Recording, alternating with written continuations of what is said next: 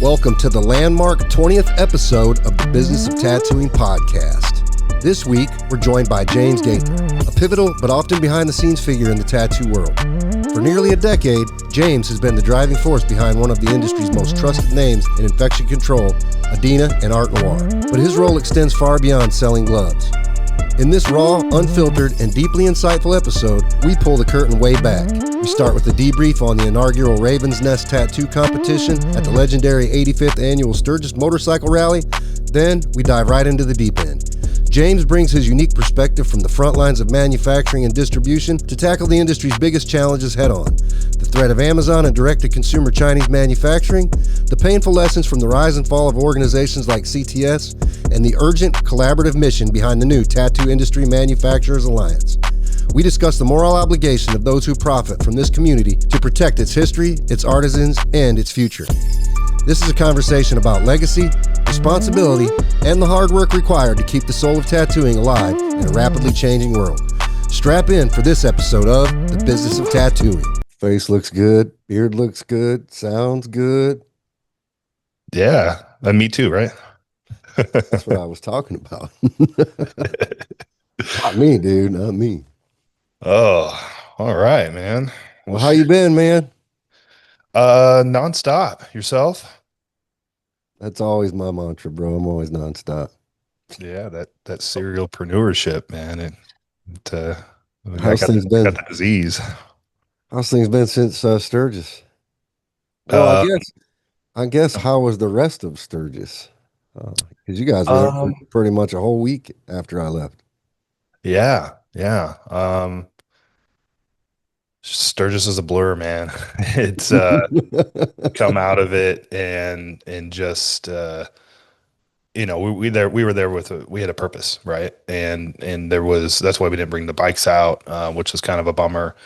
But we plan on doing it next year, but we had to stay laser focused. As I'm sure you understand, any first year program, it is nothing else, just so, the tempo after the contest, it was, we were racing back to zero, right, at the tent, and we got almost there. So it was a pretty good experience in general. We heard a lot of scuttlebutt that it was very slow for the chip compared to historical years, maybe attributing to the fact that it was the 85th anniversary and a lot of overall Sturgis attendees just didn't want to deal with that extra, crowd or the craziness. So I don't think I got the same experience. A lot of people are saying it would take you 2 hours to get to Deadwood and it would take us 45 minutes instead. So I don't think the turnout in all of Sturgis and the attendance of the chip is what it could have been. So it could have been crazier for sure. Well, that's interesting because I never been to Sturgis before, so I don't really have a comparison. I wouldn't know what a busy year looks like from a non-busy year, but that's interesting to hear you say that because it didn't feel. I mean, there were times where it felt crowded, but that's just by my standards. But I didn't feel like overall it was really difficult to get around anywhere. Like it was like I figured the most crowded thing that I saw was going through the what you call that, the Narrows or whatever, those little, that road that goes through all the mountain, tunnels and stuff like that. Yeah, I didn't get a chance to do all that. It was just Chip to Deadwood each day, that one drag there. So yeah. But that's interesting because with it being the 85th anniversary, you would think it would be maybe a bigger crowd than normal. Yeah, I definitely would think on the fives and the zeros, right? Yeah. I don't know. I mean, we're already into planning. I came out of that with just a big old pile of lessons and we have just a phenomenal, team that stayed at home. Our CFO, Sean's wife, Carla, and, they had a mountain of stuff to make sure that clerical and taxes and reporting and stuff was rocking and rolling. Compliance had to help out. We were selling faster than we can probably, there's a lot of things that didn't go great, but for everything that, was a challenge, we had, a lot of lessons on how we're going to be able to, increase sales, increase exposure, maybe increase what we're able to raise for the charities. We Ricky Rackman, pulled an audible the day before, and we're standing in the tent, and he's like, "You're selling that art?" I'm like, "Yeah." And I was like, we really had a chance to start doing the silent auction. What do you think? He looked at me. He's like, "You guys are doing a silent auction?" And I'm like, "What do you think?" And he's like, "I was like, so you kill it on live?" He's like, "I kill it on live." I said, "Boom, we're going live. Just tell Sean, right?" And 7,500 for two pieces from Sarah's art, which was Yeah. just no prints done on it, one of ones, first ever scratch board, and her specialty is ballpoint, and did the backdrop and everything. I don't know if you put stuff on or edit in things into the podcast, but I can send you the images if you want to slap them up, so Yeah. people Yeah. can Yeah. see what it was. But she was blown away. She's never had her art sell for that much, and that really helped, cover a couple of those admin fees and raise a good amount of money for them. And we haven't been able to get it all dispersed out because we're still closing the books. But it was very impressive, the tattoo contest aspect of it all, for sure. Yeah, I talked to Sarah after the auction, and she was pretty emotional, and yeah, so I definitely felt that energy from her, and that was super awesome, man. Like that was really freaking cool. Like Mario bid it up at one point in time, and I thought that was super cool. Yeah, he had to jump off stage and go shake the guy's hand. Chris Yeah, Chris was yeah, awesome, man. He bought both pieces. He's already hit me up for one of the last posters that I have so we can frame it, and I'm gonna hook up with him next time I'm in Maryland next year, and go chill at his house and stuff and see. He's a big memorabilia collector, so without him and a couple other people that were there, Javier, forget the organization he was with. He was doing a bidding war there for a little bit too, but to see that ballpoint go for $6,500 was, I mean, I started out at $500 and I was like, I'm not letting this. I'm buying my lady's art, dude, at $500. It was like 500, and then boom, before you knew it, man. But good on Mario, good on all of them, man. Everybody came together in a big way for sure. yeah, yeah. That was super rad. So how did you feel personally about the tattoo competition? Were you happy with the way it all went down? Were you expecting more or less from it? I mean, what was your overall takeaway from the tattoo competition? I tried to have very little expectations, and really lean on the leadership of Sean, and Derb for sure. And then, of course, you coming in a pinch last minute because Shayna was able to make it.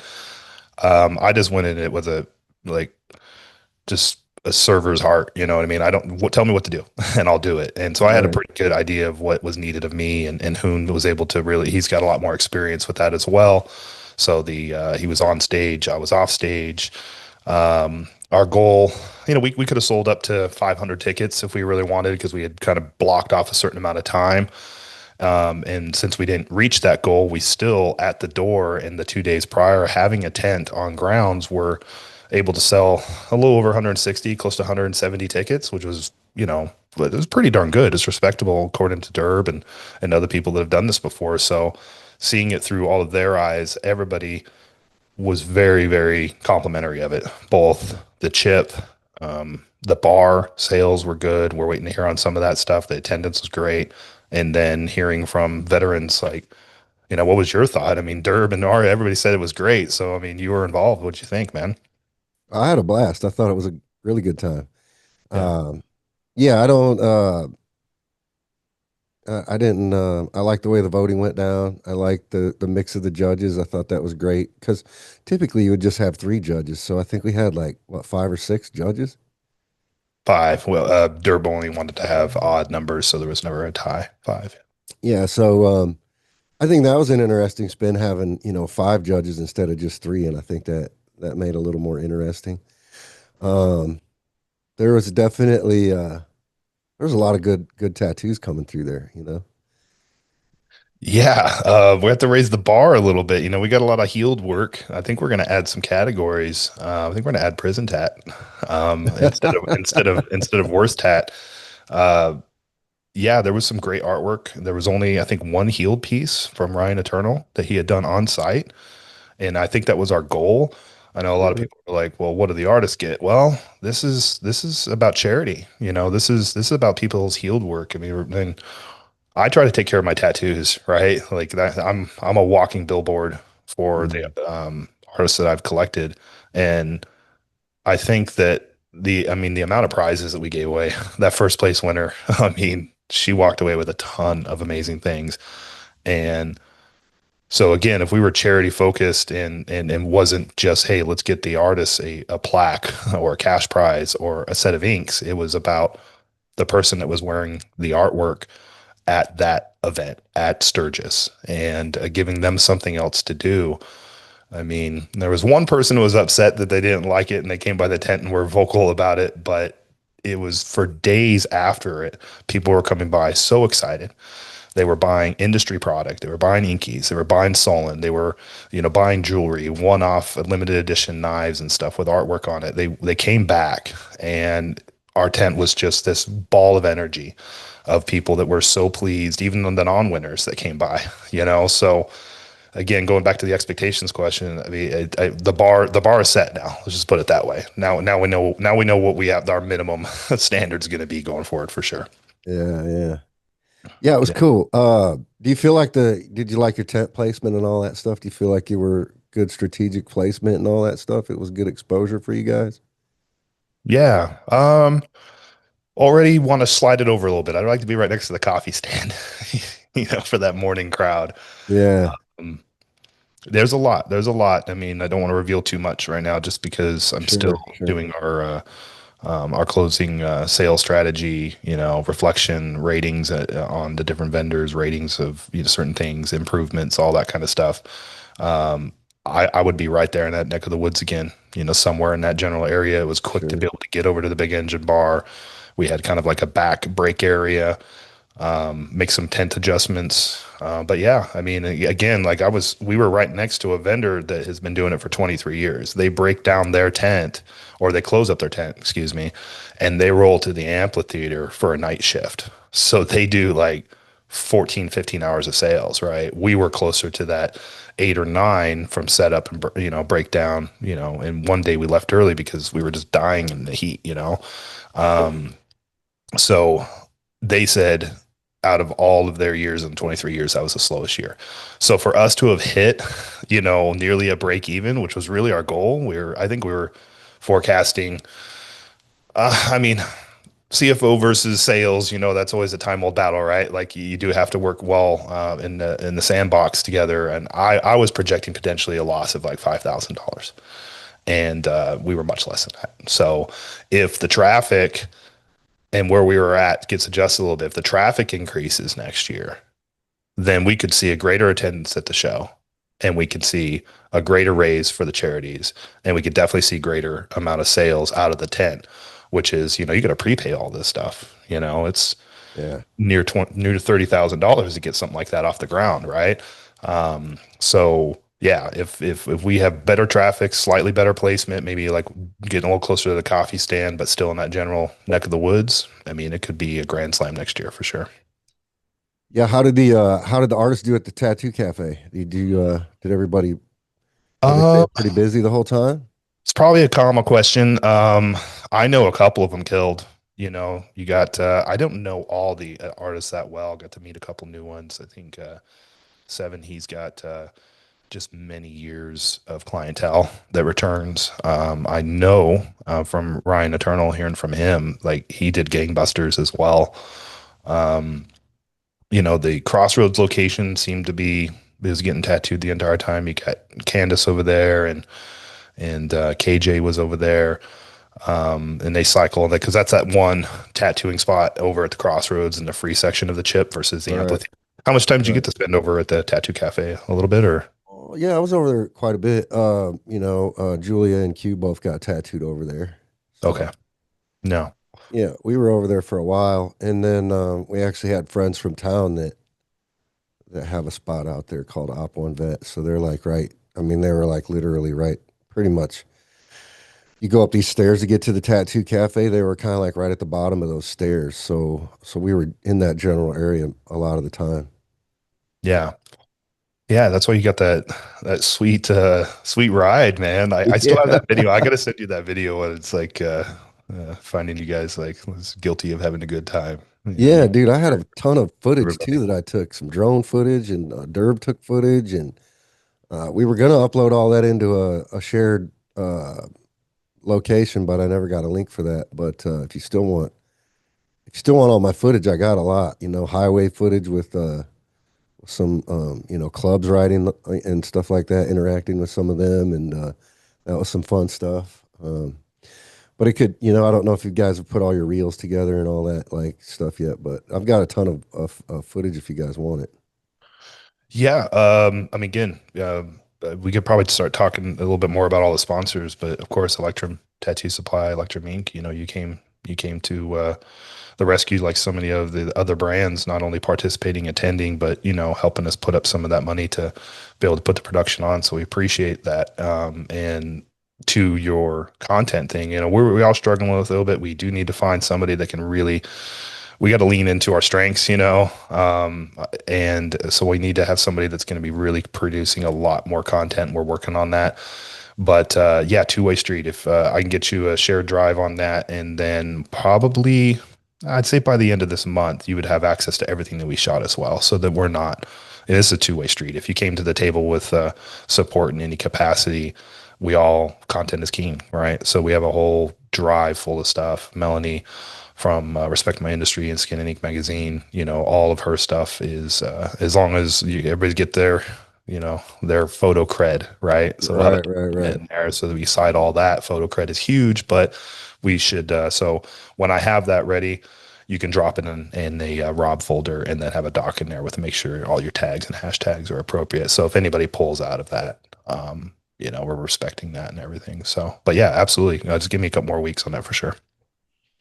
Okay, cool. I'm happy to talk about Sturgis as long as you want.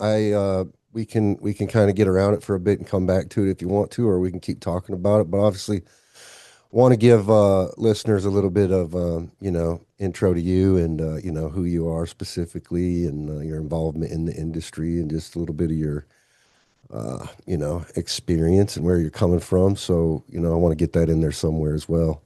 So yeah, so I'm a big fan of your show. I think I've seen pretty much every episode. I get caught up on it whenever I can, and hearing people's backgrounds is definitely important. Not going too far back in my life, but a couple of weeks from now will be my 10-year in the tattoo industry. I started with in a cubicle when I needed a W-2 because my old econ business had put me into a bit of tax issues back in 2014 when it happened. So by 2015, I had started with Adenna, which is a manufacturer of infection control products, disposable gloves, barrier protectors, things like that. Small family-owned business at the time, right? And I was immediately exposed to amazing individuals that Adenna was able to. Adenna didn't go and sell directly to the end user. In fact, there's a lot of old school handshakes to that effect that I've kind of helped, carry the torch with, call it your latent gatekeeping or something, right? So, I mean, there's a lot of just things that I wouldn't discuss publicly again because there's so many high profile characters in this industry and the respect of what we all call the old heads or something like that, right? Like Adenna was on the scene, but we were behind the scenes, right? And without tattoo, medical, and dental as our biggest channels at the time, those distributors, and I joke around and I say that they made us big accidentally, right? It wasn't the tattooer. Obviously, tattooers, turn like the '90s, and the AIDS pandemic and all that stuff, which is what really put the gloves on the scene, right? We were just a source at the time, and at the time, the previous owner leaned into black gloves. We had black latex first on the scene, and then we had black nitrile, one of the first ever that were actually soft enough and wouldn't break and brittle. You've been tattooing a long time, so you probably remember the first black nitrile gloves. They would just snap, right? Yeah. That's all just because of the polymer manipulation and on the line manufacturing process. So by 2017, I had amassed a fairly good book of business, with great distributor leaders in this industry, Eternal, Inc. at the time when it was separate, Coalition, Fifth Avenue, Tommy Supplies, True Tubes, things of that nature, and the list goes on and on, right? So 2017, Adenna was acquired by a company by the name of Transonic. Yeah, everybody's the corporate buyouts, right? We've So talked about that's that a lot. hot topic, right? That everybody talks about all the time. And we were a part of that, right? That was right around the same time that everybody was seeing what was happening with the big West Coast and East Coast brands as well, right? Yeah. Consolidation for tattooers. Maybe they don't understand it all that well, but this is not a tattoo industry issue. This is happening in every away from home market segment and at home market segment. It's been happening forever. Your cereal boxes, right? Your janitorial supplies, your automotive supplies. Doesn't matter what market sector. It's just that tattoo finally started catching up to that, right? So, I was listening to another podcast with a gentleman that's trying to launch his own little tattoo supply company, and I'm always encouraging small business. I love that. Um, he's talking about these Wall Street goons, right? or these people sitting at the top stacking up their chips and their gold, and I'm like, I don't think you understand how private equity works yet. We haven't quite got to the stock market yet, but as soon as we go to the stock market, instead of complaining about it, why don't you pull a couple of G's out and do what everybody else does, right? Like let's get in on that. So I'm looking for the first ever tattoo stock. Let's do it, right? That'll be great. Yeah. So we were a part of all that, and I don't know if you knew that, but yeah. So we became a part of Transonic, and then quickly, world got turned upside down with the pandemic, and came out of the pandemic with a rebrand. You remember the original Adenna gloves had that old school tribal vibe. Yep. We wanted to get rid of that. It's new now. The Art Noir Skyscape, which Right right, behind you there. yeah. So, but that's kind of my involvement in the tattoo industry from 2015 till today. So, Now, has your involvement with Adenna uh, always been focused strictly on tattooing, or did you also have clients in the dental and medical fields? Were you kind of tackling all three of those, or you were just strictly focused on tattooing? good question. So yeah, I sell into almost every major market segment out there. Adenna as a brand may not be the forefront anymore. As an organization, we're Hospico Brands Group. But Art Noir, I manage, so I do manage. I'm a channel director for all of tattoo, and also manage the co-manage the brand from the sales and ops side with marketing for Art Noir. But my book of business is probably half split. I still have old legacy customers. We've gone through a lot of changes. Organization's grown. We're in heavy acquisition mode right now, just like everybody is, right? We're not buying tattoo style customers, but we're staying in our wheelhouse. We've acquired a handful of things to help us grow into other infection control products I'm excited to start working on. So I do a lot of product development, but I sell into dental, agriculture, automotive is probably one of my second biggest channels. We Okay. are looking to potentially launch a pro team here soon for the automotive collision repair and paint auto body. So I get to go to SEMA. I've been going to SEMA for the last 11 years. So I sell gloves, man. That's what I do. I'm containers, truckloads. That's private labels. That's the specialty. But it's not just it's infection control. That's the passion, which really translates well into tattoo because safety as a collector, the canvases in the whole, and the safety of the tattoo artist is what I wake up to do every single day. It's the reason Adenna isn't always the cheapest, right? And it's because we don't shave specs. We're not going to compete at the level of being we're not doing the price war. You guys do the price war. You compete against me. That's fine. I'm not going to have 100% of the business. There's enough money for everybody, but infection control, the only way people have been able to compete against some of our brands is by shaving specs or going from a reputable source in Malaysia or Thailand and going to China, where the standards are lower. And we just don't do that. We stick to our guns. We have specs that have been around forever. We're the brand within the tattoo industry, specifically in the medical and dental, has slipped a little bit over the years because the competition's fierce in those spaces, the GPO contracts and things like that. But in body art in general, very stable. And we're the brand that other people attribute to be. So when I deal with the distributor, sometimes they're like, "Oh, so and so is selling to me for 5-10 points less." So go buy from so and so. You're still going to have mine. Yeah.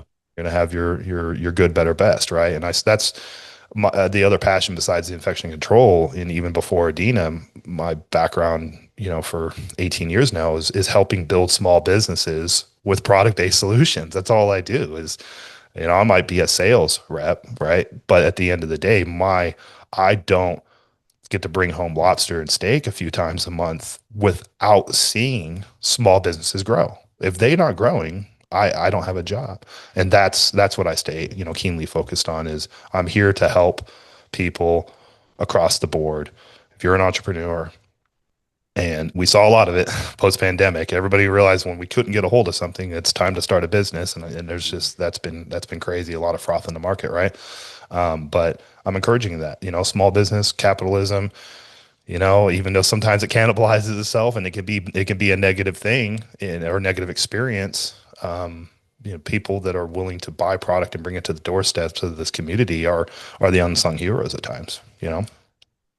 Yeah, I'd have a ton of questions for you, just in relation to Adenna. It's funny because 30 years now, or 31-ish years I've been around this industry now, and I just always remember like Phantom and Night Angel gloves, as far back as I can remember. I mean, I just feel like they've always been there. And obviously there have been some other brands that have come and gone, but I always I always seem to, see those gloves in shops when I go to them, or they're just always the gloves that I've seen everywhere, for as long as I can remember. But you guys do stuff in cannabis? Are you guys focused on cannabis too? Another division, another division of ours. So about all that corporate stuff, right? What's happening with the Nexuses and the Trivest slash whatever. I call it the Biggie and Tupac battle. East Coast, West Coast. Mm-hmm. We're playing in that on the manufactured goods price or side of things with acquisitions in controlled environments, which is really like your lab and your clean room. Cannabis industry is every market sector has its subsectors, right? And they buy multiple categories of products. So cannabis is, that's your agriculture, that's your laboratory and testing, that's your good manufacturing practices in terms of consumption. So like your USP 797, 800 class clean rooms, if like it's all pharmaceutical at the end of the day, and the cannabis industry is finally catching up to that, and the smart people that are making like maybe consumables in that industry, whether it's a beverage or whatever it is, they got to follow the same standard as how aspirin is made, right? Mm-hmm. Like you got to have a lot of stuff there. So it is another division that there's a version of me that does that for Hospico Brands Group and is growing and developing in that space in general and keeping those and bringing products to the forefront, like. And that's things that you would have, or any of our distributors would have access to if they manufacture inks and things like that. We have a whole division of clean room class products that are available for redistributors or for consumption if you have an account, right? So like gamma radiated alcohol, tacky floor mats, things of that Mm-hmm. nature that keep an environment clean. So cannabis has got multiple subsegments and each of them have a different need. If you're on the growing side and the cultivation side, you're going to need gloves, maybe some basic broad spectrum cleaning products that aren't going to affect the product. Right. But, the clean rooms, the labs and all that stuff, that's another market sector. So we kind of check off the box with Hospico Brands for pretty much. I mean, I was bold enough to say every away from home environment where Sure. people are working. If it's a consumable and a disposable that you're using in the workforce, every vertical out there, there's somebody that focuses on that market. That's really cool. I heard you. I know that you do some product development, and you just mentioned that a minute ago. One thing I think is super interesting, from which I didn't realize till just now. How diverse your, SEMA and all the different stuff that you're doing. Like you have this broad exposure to so many different markets, and I think from an engineering and creative standpoint, I mean that's a real advantage for you to have because you have, whereas like a guy like me, I'm just really secluded to the tattoo industry. It's not that I can't go venture outside of the tattoo industry. I just don't really ever have the time to do that, right? So it's like super cool that you have exposure to all these different industries because as I'm sitting here listening to you say that, I'm like, man, how cool would that be to be able to just be exposed to all these different business markets and see what's the newest, greatest things coming out, or just have your brain be able to focus on what different segments and industries need and be able to bring that back to the drawing table and just always have your brain generating ideas. And not only that, but like, how can you take from one industry and, use it to enhance another industry? I mean, those kinds of things really invigorate and get my juices flowing, man. So, I mean, that would be super cool. So that's really awesome that you have that level of exposure. But all I can really think is like, my God, dude, how do you have time to do all that? You know what I mean? Like, that's crazy. How Yeah, do and continuously start companies and have a family and stuff like that, right? right. Um, yeah, you definitely climbed inside my brain there a little bit. That's a big part of my job and focus, especially now that the organization has been growing, is cross-channel sales. You know, even this paper towel dispenser right here, which was designed for tattooers, it's not the most, brilliant concept out there. You're just taking what you would normally have inside of a restroom, but now you're making it mobile. You can magnetically adhere it to things. You can put it on a pole. You can put it in a safe place and location for cross contamination. And you can bring one of the most popular products, within the niche shot of the tattooing process and reduce the amount of paper towels that you use per session. But product development is a challenge. You launch something like that, we sell out, and then there's a global shortage of a raw material. And there you are sitting, and all your very loyal tattoo distributors and distributors alike that were latching onto it are sitting there flat, right? But we're relaunching that again here soon, and the design and concept behind that, that taught me a lot because I had never done major product development. I did in the plumbing industry a little bit. It was a part of a few different really cool underground pipelining systems that I was both somewhat the engineer on because I made it work slash teaching people how to use it and selling the raw materials to use it with and stuff. So I guess I had a little bit of experience, but in a company like this that's manufacturing the products or sourcing raw materials and converting the products, there's a lot of steps to go through. Like this concept was mine. It was my idea originally, but to get it to the finish line, oh man, that was a football team, Yeah, man. It was everybody firing on and leaning into their skill set and then trusting each other. And then still everything doesn't work out perfectly. It was all to get it out there, pivot, test, beta, and then what are we going to do next? And we're working on that.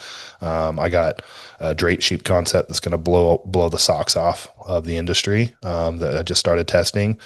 We own a TB killer, tuberculosis.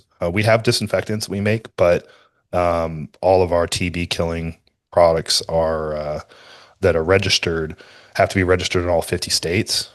And then each state ratifies it at its own pace. So if you go into production on something, you can just lose a ton of money, right? So there's steps into bringing a product. So it's almost like this is the one we're doing, and then you just hit the gas, and then when you hit the wall, then it's like, okay, what do I do? Well, let's Mhm. jump on the next one because you're gonna get so far. There's gonna be a challenge, and then you got to figure out how to get around it. Because everything does come down. Can I get it to you, and you get it to your customer at a fair price? Am I offering savings? Am I offering value? Or am I another Me Too? Am I just, am I bringing something that has not been there before? So I don't, we could do, we could do some of the things that even, I guess yourself has done. We could do the Sensi wraps or the Sure. sheen covers or the cord covers that are going by. We could do that if we want, but there's no money in that. And that's the same thing that's already there. Somebody else already has that. So like same thing, like screw it. We'll name drop Dynarex and their stupid move years ago. What if Adenna decided to start making cartridges or Yeah, article? yeah. Like that's what a bum move. Like we're gonna stay in our lane and we're gonna focus on what we're great at and we're gonna bring new innovation to change the space in a positive way. Otherwise, there's I don't want to do anything. It's got to be cool. It's got to be new. Mhm. Yeah, it's funny that you mentioned the Dynarex thing because I remember when that happened and it did piss a lot of people off. I remember that. We grew quickly. Well, They're but our what's glove funny? competitor. It's funny that you brought that up because I was Yeah. gonna ask you. We could go down a rabbit hole if we open this can of worms, Do it. but I'm okay with it. Yep. I've been talking about it. I think it's a big issue globally, not just in the tattoo industry, but just for really any U.S. business. I really it's kind of a conspiracy theory almost, but maybe not. I'll drop it on you to see what you think because maybe you're dealing with it. Chinese manufacturers, right? It, I'm not sure what the play is with the Chinese manufacturers, but more and more they're selling direct to consumers in the United States and cutting out the manufacturers themselves. So like it's a big problem for me because I've been manufacturing products in China for well over 20 years. I've had long-standing, really good relationships with these manufacturers in China that I've been, I consider a lot of them actually like friends. What I mean? I've had year-long relationships with these people. We've been over there and visited their factories and we've seen their operations. We've broke bread with them. I mean, we've done massive business deals with these people, and helped them build their businesses. You know what I mean? And it's Yeah. crazy today. You have, outfits like Temu and Sheen and even they're selling direct on Amazon. You know what I mean? Like they're basically doing the same thing that Dynarex tried to do, but basically circumventing people like you and Dynarex and me and tons of other manufacturers in the tattoo space and other spaces all around the whole world. I mean, I think a lot of businesses are suffering now because think about it like this. If you bring a product from China, you're paying tariffs when you import it, and you're having to bring large amounts of product in, right? Right. But a Chinese manufacturer doesn't have to do that. They can sell one piece of something to a consumer direct, and they can have it here in no time flat, and they're not paying tariffs because the value's so low. You know what I mean? So how Yeah. how do we sustain? This is a challenge in business today. I think for me for a lot of businesses in the United States is like as we're trying to figure out ways to manufacture things here on U.S. soil affordably, which is a challenge in Right. itself. We still have to do business with China, but it's like now you're competing directly against the factories that are manufacturing your products for all these years, and it's crazy. I don't really know how to get around it, dude. I've been struggling with it, and I think a lot of people are struggling with it, and ultimately, I'm trying to figure out what the play is. It's almost like to me, it almost seems like an economic uh, it's Yeah. like a strategic chess game that China and the United States are playing, and I feel like the United States is losing the game, bro. You know what I mean? Yeah. There's no honor amongst thieves, right? Um, People get bored. I think I forgot who said it. So maybe we can look that up, but it was don't be afraid of people copying your ideas. Be afraid when they stop. Right. You know, you and I've been getting to know each other on and off the last few years, but like you're a character just like many of the other friendships I built, right? And so you're a trailblazer. I like to think of myself as somebody that's pushing boundaries. And when the cake is good, everybody wants a piece, right? So Yeah. like it sucks. It does suck, and there is that geopolitical battle that's happening from manufacturers bypassing. Those used to be. I mean, again, the handshake deals, of maybe our parents and grandparents and stuff. That's how business is done now. I mean, the essence. I mentioned capitalism, or the essence of a corporation. Whether you're a small business where you run the helm like yourself with your team, or I'm a part of a cog, there is this sense of it's got to be more profitable and it's got to be bigger every single year, right? It has to be, Hmm. or you know what I mean? That's it. You got no job, man. Or and I don't think that there's a sense in that as much as is small family owned businesses as much. You're fine if, let's say, $1 million is what you do every year, and that's 30% profit. And if you do that every single year, lights are on, you're invested, it's willable. You got your motorhome trailer, you're gonna retire. But when it goes from 1 million down to 500,000, what are you going to do then, right? So I think the only way to overcome it is anybody that doesn't participate in fair business practices, fuck them. We're in the 21st century now. Let's call them out.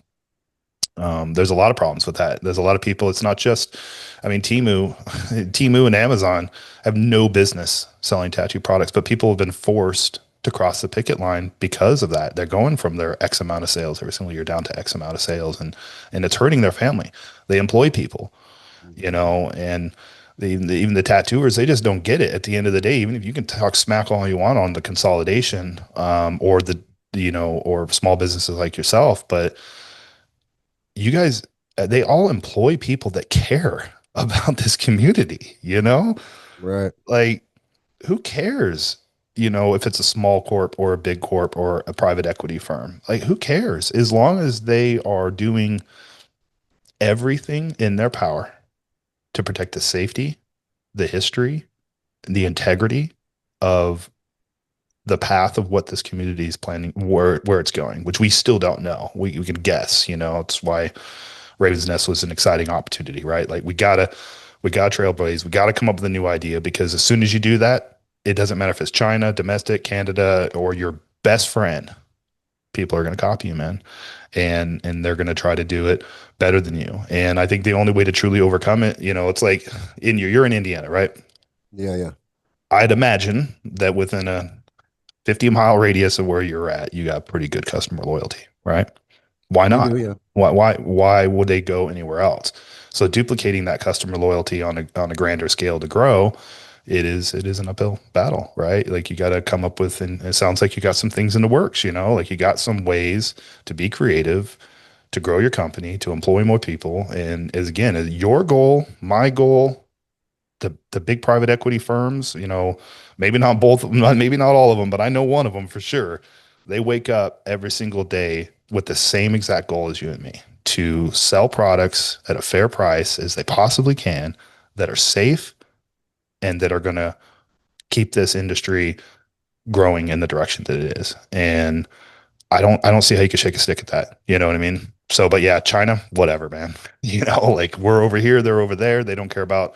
Oh, it's all the same globe, right? Like they're boilers and burners that justify making gloves over there because of their labor laws and stuff. I mean, if China was the same in the United States, it would be a completely different story. We can't make gloves here domestically. One, because we have greater EPA regulations, right? So the manufacturing process and how it pollutes the environment is a topic of conversation, but we're on the same marble.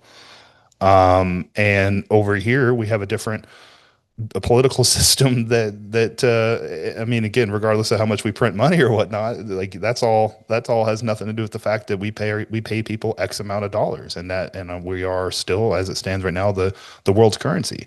So over there, their people, they settle for a different valuation for their labor, and standard of lifestyle, a result within communist regime, right? So they're under the same exact thing as us: grow every year, no, at all costs. And that's the disease of capitalism, and it's slowly starting to creep its way in to the tattoo industry.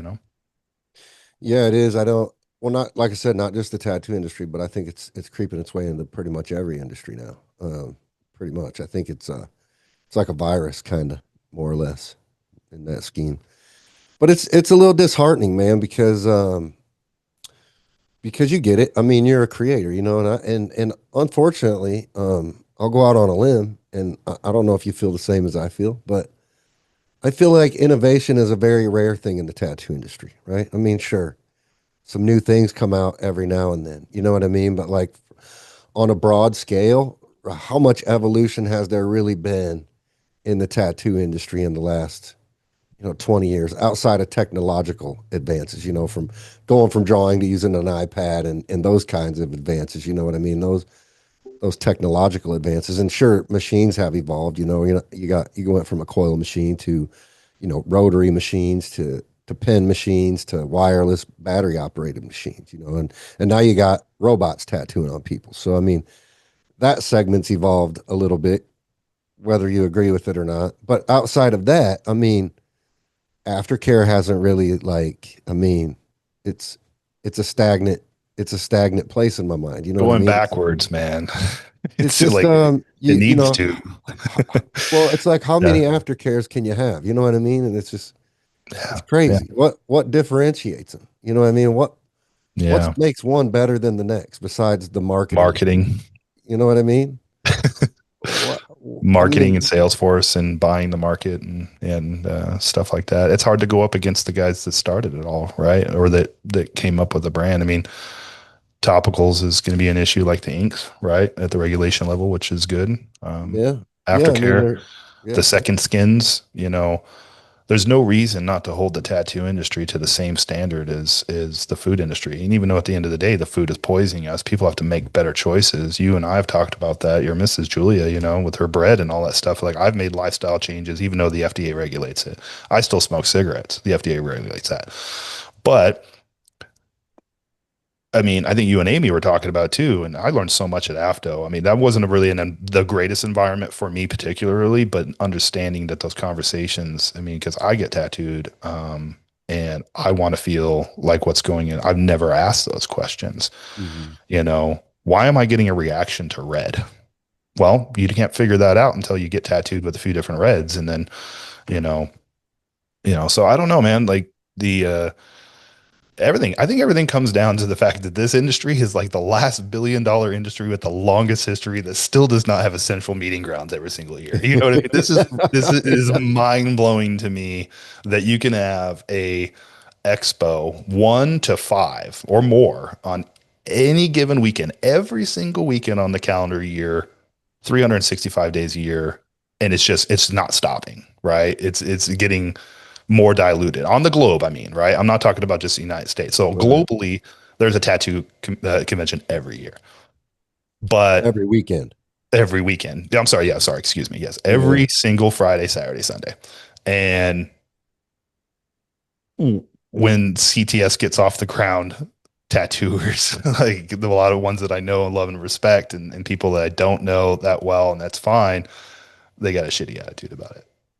Like, come on, man. About The porn CTS. industry unionized a long time ago, man. They meet every year in Vegas and they have a couple other things like to make sure there's a standard in that, right? Like, so I think that that's our biggest paradigm shift that we need to be focused on is how do we come together and hear out, because I mean, most tattooers, and I say tattooers or tattoo artists interchangeably, even though they're just distinctively different in my opinion, but the practitioner is very important, right? But without the practitioner or without the canvas, the practitioner has nobody to tattoo. So I guess that means that we're all focused on the skin of others, right? And I think if tattooers in general, and I'm not saying all of them because there's a lot of great ones that have really been stepping up, and voicing things. And I think that that is one of the coolest things that we're seeing former tattooers, manufacturers, active, influential tattooers say, all right, enough is enough. I want to do more for my community than just my studio, my bottom line, my tattooers, and my clients. Like I want to get out there. I want to change the way our community is viewed in general, and that's what's happening. I think it's been forced upon everybody to a certain degree. Um, I saw your post about that. What is the acronym again? Um, for Uh, you and Sean working on well, Integrity is one, and then the TIMA. TIMA. Yeah, Okay, yeah. I TIMA. had to think about that for a second. You put me on the spot. It's Sorry, a new there. one on me, man.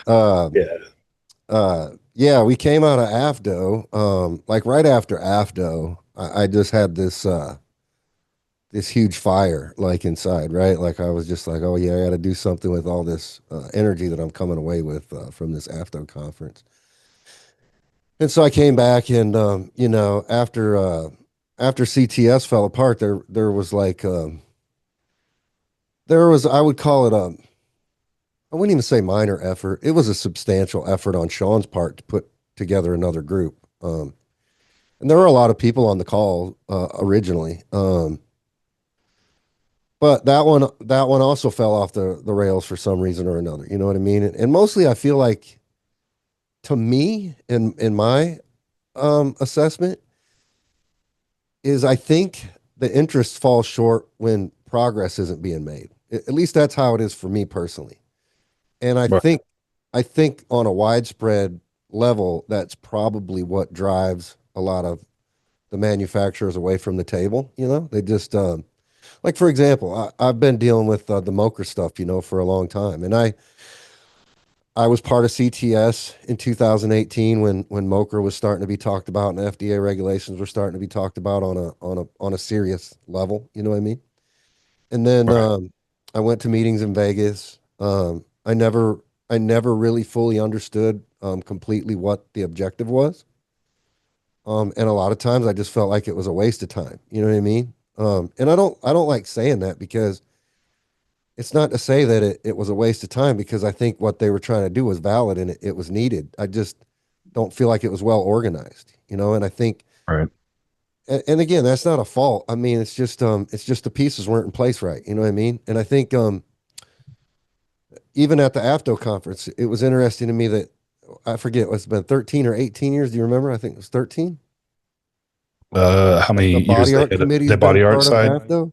Oh, it feels like it was closer to 18 because of Steve Joyner and everything, right? Or maybe I don't know. Yeah, I don't know. I'm so bad Been around a while. with my memory's bad sometimes, but Yeah. so it's either 13 or 18 years that the body art committee's been part of AFTO. Give or take 5 years. Yeah, give or take 5 years. But what was interesting to me, regardless whether it was 13 or 18, was in the meeting that you and I went to. One thing that I said in the conclusion was I was like, it's interesting to me that we've been here for this long and we haven't made significant progress, right? And it's like the food industry's been here for 100 years. You know what I mean? And it's like, why are we trying to reinvent the wheel when all these other people in all these other industries have already done this work? The only Yeah. difference is we're tattoo industry, not food industry, not drug industry, but the same principles and rules apply as far as I'm concerned, right? Like Right. we're not trying to figure this out from scratch. It's not like day one. It's like we just got to figure out how to get our shit together and how to be unified and how to establish rules for our industry and then hold to those and police to those ourselves. And Yeah. and, and Yeah, I saw it. I mean, what reason does the representation of a glove manufacturer have to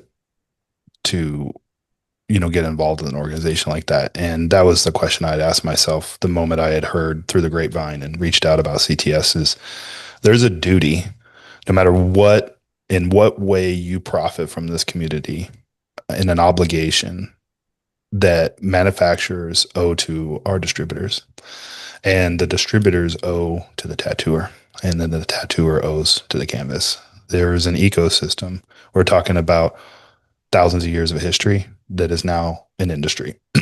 And it's interesting to me because I also go to barber expos. Our brand is doing well there, and we're looking for some lateral movements, and they're more organized. Jay Major, who does the one in the same place that Tommy's does his show at the Mohegan Sun. Um, and, they have an award ceremony the first day.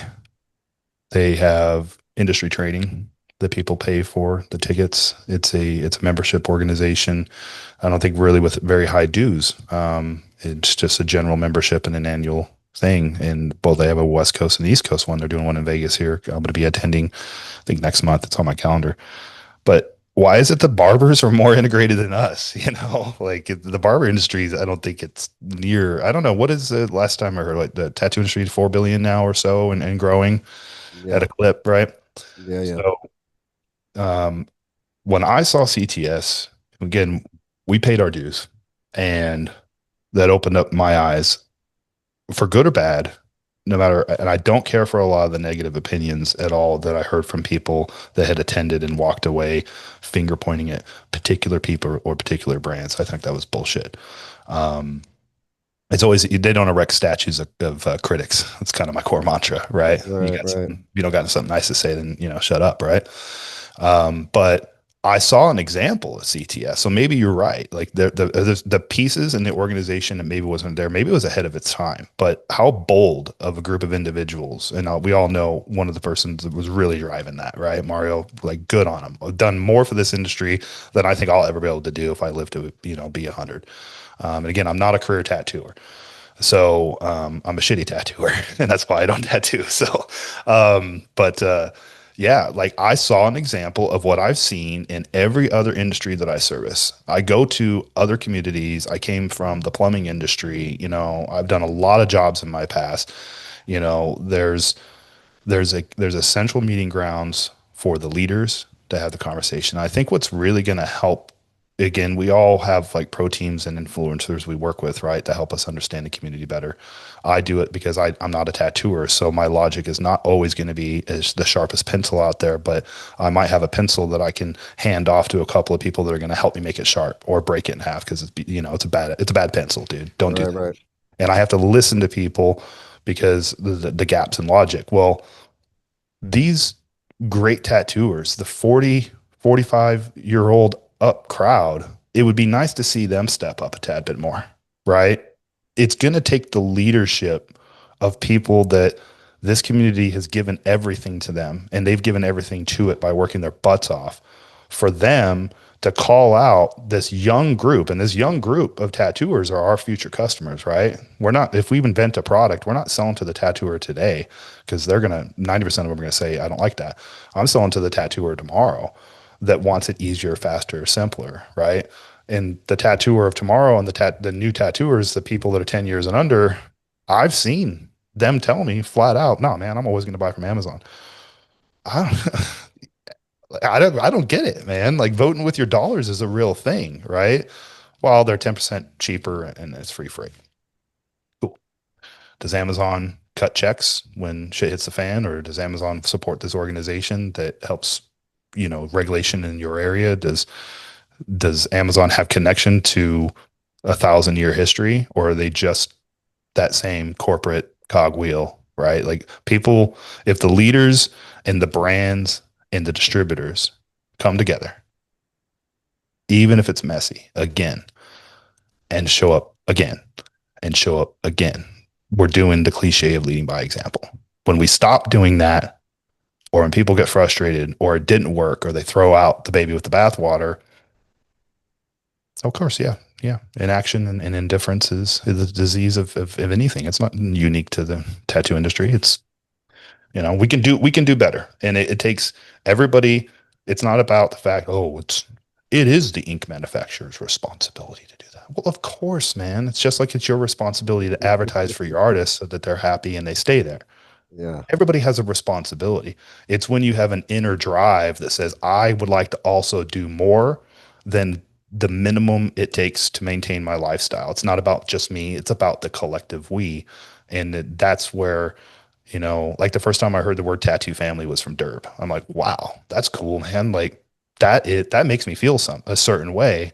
Now I feel not only more obligated, but a sense of greater purpose to be an advocate, because if I make a paycheck, I make a paycheck off of distributors selling to tattooers. I could just do that's transactional, man. Right. I could do that, whatever, man. I go to Jersey Mike's, get the same exact feeling, Yeah. right? But I can't, I personally can't. I don't expect everybody to be that way because that's just not realistic. But if a certain amount of the people that have profited and have stature in this industry just say enough is enough, we're going to show up and we're going to meet, which we're seeing with the AFTO meetings, and I think there's one tomorrow, right? And or the Body Art Committee and APT still going. There are organizations with a certain set of people that care. All the people that don't care, I don't know what else to tell them. Like I get it if you've only been tattooing for 5 to 10 years and you don't care. That's cool because there's been no example for you to follow. Yeah. And whose fault is that? Well, That's it's gonna. that's this generate. That's like everybody 40-year old and up is the ones actually caring. Brian Everett, Jack Rudy, rest in peace, right? They were trying to tell their previous, they are trying to tell still through these organizations that live through them. They're trying to tell the entire community that, hey, man, we can get together once a year, not tattoo, hold manufacturers accountable, talk to distributors and ask them for maybe better prices or more transparency with MSDS sheets, or give them business tips on how to earn their business. A tattooer walk directly to the manufacturer and have a relationship with them, even though you can't buy from a manufacturer 9 times out of 10 in this community. So that is important. That I think it's the most important for the future of the tattooing industry, is some sort of central meeting grounds where everybody is equal. Of course, they all wear a different hat, but we're all equal because even the tattooers are clients, right? Like Yeah. we all got skin. That's the number one. Yeah. There's a lot that has to happen for that. Unfortunately, I'm with you because it's taken a long time to get to where we are here, and it's taken a lot of. I mean, bro, I'm not gonna lie to you and tell you that I'm not tired, bro, because I'm tired of playing the game. You know what I mean? Like, and again, it's like the conversations I have with Sean all the time. I'm like, bro, it's not even a question of do I want to do this. I mean, it's a matter of this has to be done. Like this is not. It's an obligation, like you said. It's not like it's not going to just turn the light off and turn it back on tomorrow, and all this is going to be gone, and it's not going to be here. It's going to be in our yard. So it's like I applaud the efforts of Mario and CTS, like I said earlier, but my experience, and I'm not just hanging this on CTS because I've been involved with other groups since then, especially being an ink manufacturer myself, I've had to deal a lot with regulations and trying to figure this stuff out. And I was trying to figure this stuff out in a collective group. You know what I mean? Like I was trying, but it just wasn't working. The wheels were just spinning the mud and we weren't going anywhere. You know what I mean? I even hired outside consulting firms. We hired a consulting firm, and I'm not even going to throw their name out there and put them on the spot, but they're supposed to be experts in regulatory compliance, right? So like when we knew we were going to be faced with all this MOCR stuff, and the FDA's been very vague on MOCR and how you are need to be compliant with MOCR, like that you really have to hunt for this information. Like it's not just out there for you to go find, and there's nobody knocking on your door telling you, hey, I'm here to help you get in compliance. It's like, hey, you better figure this shit out or else. You know what I mean? We can come Right. put you out of business. Right. So I hired this consulting firm, which is not part of the tattoo industry. I mean, this is their job. They consult with businesses on regulatory compliance issues. They're Right. supposed to be versed on FDA and REACH compliance and all these laws. But James, I spent thousands of dollars, like tens of thousands of dollars with this consulting firm and months of time, and nothing got done. Nothing, bro. Nothing. Right. Like That's the nothing. trailblazing aspect, though. Like a handful of you guys are having to figure out how to substantiate everything because it wasn't substantiation. It's not the Wild Wild West anymore. So, yeah, man, it's a lot of money. But when I finally decided, you know what, this is ridiculous. I'm not going to keep giving you thousands of dollars every month to have you on retainer. And you Right. guys got 5 people working on this shit on your side. And you're not even like getting one product of ours across the finish line, right? Like this is a problem. And we'd get on these calls and then we'd voice our concerns and then they'd backpedal and then they'd be like, yeah, we'll try to reorganize and get this done. And then eventually I was just like, we're not writing checks anymore. We're done. We're done. I'll Yeah. just go figure this out on my own. And James, I'm telling you, the second that I pulled the plug on that and I started digging into it on my own and getting into it on my own and figuring it out on my own, Right. it was done. You know what I You mean? got yeah. It wasn't easy, but You it got was your done. manuals, you got your It standards was and done. I'm stuff. Yeah. done. I'm Smart. done. I'm MOCR compliant, right? So like, Right. and Sean is the same way with Eternal's the same way. You know what I mean? And Eternal and Electrum are the only 2 brands in the ink space that I can speak to that I have knowledge of, right? I don't know what Right. any other ink manufacturers out there doing. I have no idea if they're compliant with MOCR regulations. I don't even know if they know about MOCR regulations. I have no knowledge of it at all. Some of them do, man. We both got a lot of friends, right? But this is the same thing. Monkey see, monkey do. The coattails, like we said, the trailblazers. People are just gonna. I mean, it's a tattoo community. Let's lean into this. Talk some shit. Hey, homie, you copied me. Admit it, and then fine, go ahead and sell your product out there. Or hey, homie, you're not being compliant. You're hurting people. You Yeah, so know, like let's get vocal about it because this is health and this is a health and safety issue. It's not just whose brand is, you know what I mean? I mean, come on, man. Like everybody's got the same needs, right? Like getting well, tattooed is a luxury. yeah, And and that's where Sean and I feel like we've got to pick up the ball and kind of try to right the ship, right? Because like this is where you're faced with now, right? Like we have the blueprint, right? Like I have a blueprint that I can hand basically to any other ink manufacturer and say, yeah, this is what you need to do to be compliant with the FDA to make sure that your products meet the FDA's. and that isn't adhering to REACH ingredients, right? You are MOCR compliant to the current. Adhering to REACH ingredients is is a whole Separate different issue. Okay, discussion, cool, cool, right? cool. Like that's a whole different thing. But we're just talking about MOCRA FDA United States ink sales right now. Gotcha. So like Yeah.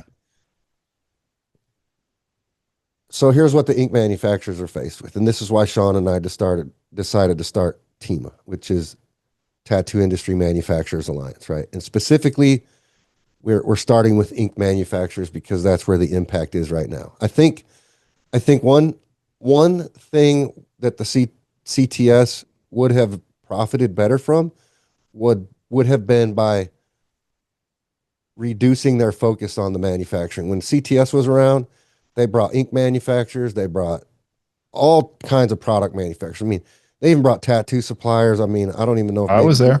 I you was were there. there. So Yep. I mean, there was a lot of people that were outside of the immediate discussion in that room. And it was a lot of politics at play, a lot of relationships with people that didn't mesh well over the years and were all of a sudden in a room together and expected to trust one another. You know, yesterday I don't trust you. Today I'm supposed to trust you. I'm in a room with you. It just was. It But was some that's bad chemistry in that's there. how trade organizations are ran though. Like you don't go into the plumbing industry and it's just the copper pipe manufacturers. But No, I it's the think you got to start. fixtures, you But I know, think it's everything. I think you got to start small though and build that nucleus, right? Like Right. you got to get that framework put together, and Right. then when that framework's put together, then you start building the walls and you start Right. putting in the windows and the doors. You know what I mean? But you got to get that basic framework together and that foundational structure solid, and then. But I don't think we had that anywhere in the past. You know what I mean? And I think it was a lot of politics and people trying to dictate how the framework should look. And you couldn't even get agreement on that. You know what I mean? So then the walls just fell down because nobody was keeping them together. You know what I mean? So Yeah. or people just got frustrated with one another or whatever. Right. So now Well, that COVID did derail CTS. Let's be clear about that. You know, like I know it didn't jump right off the gate by 2019 again, but when they had plans for the next one, it was a place in time.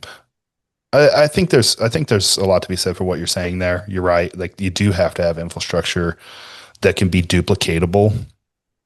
Um, but the movement pre Mokra and seeing the writing on the wall was just a few small amount of leaders in this industry that saw it right coming, and the general tattoo community had no funnel of information. So again, like maybe that was the mistake, but there was also a lot of things like there wasn't a full-time employee, you know, and reaching out to manufacturers like ourselves that are we're not impacted, man. We already have the FDA process. We already know everything that we need to right, do. We're compliant. We were regulated because we're regulated for a lot of communities. And we just so happened to be in this tattoo community. So when it was time to pony up some cash for the greater good, though there was a handful of other people besides ourselves in other market segments that aren't just in ink, that had to help foot the bill so that Sean and a handful of awesome people could go to Capitol Hill prior to Mokra, Mario and you know Damon and everybody. There's a bunch of people. So yeah, it yeah, failed, and it's a bummer. But the cool thing, the greatest thing about it is, even though it didn't go the way it was supposed to go, it got off the ground. It started. So maybe Tima is that thing.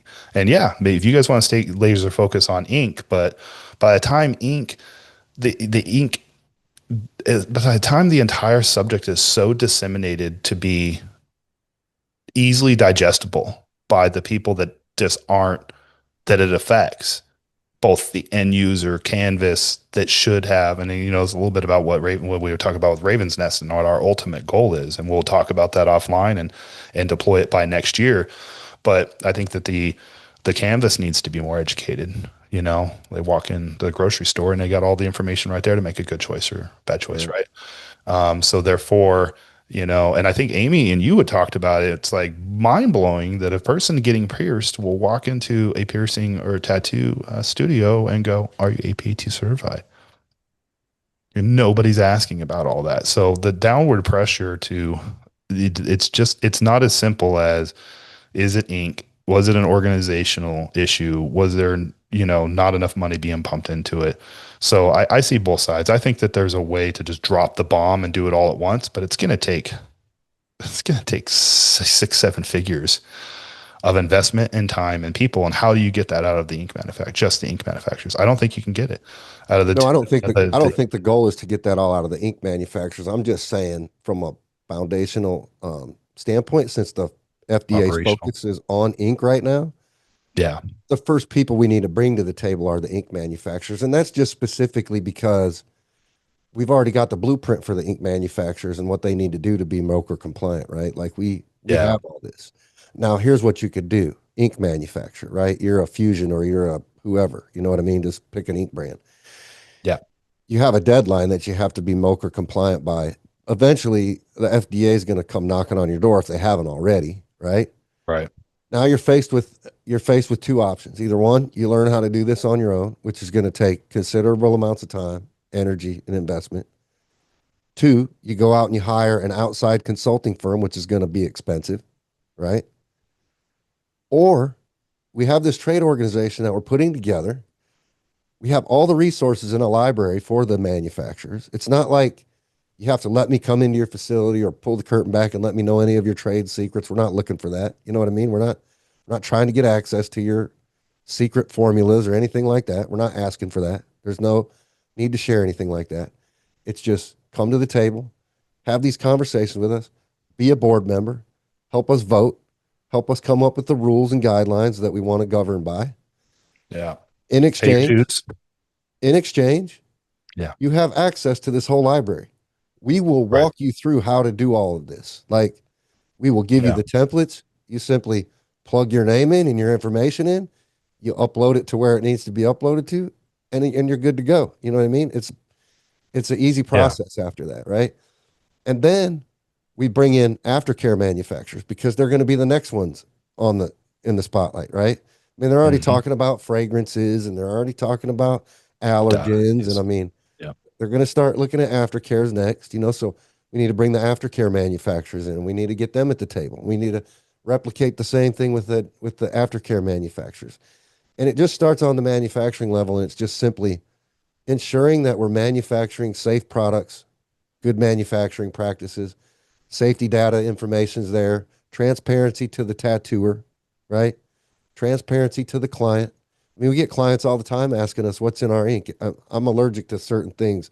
I need to know if it's safe to get tattooed with your ink. I mean, this kinds of question Right. comes up all the time. Yeah. We want to be able to have that be transparent and accessible to anyone that wants the information, right?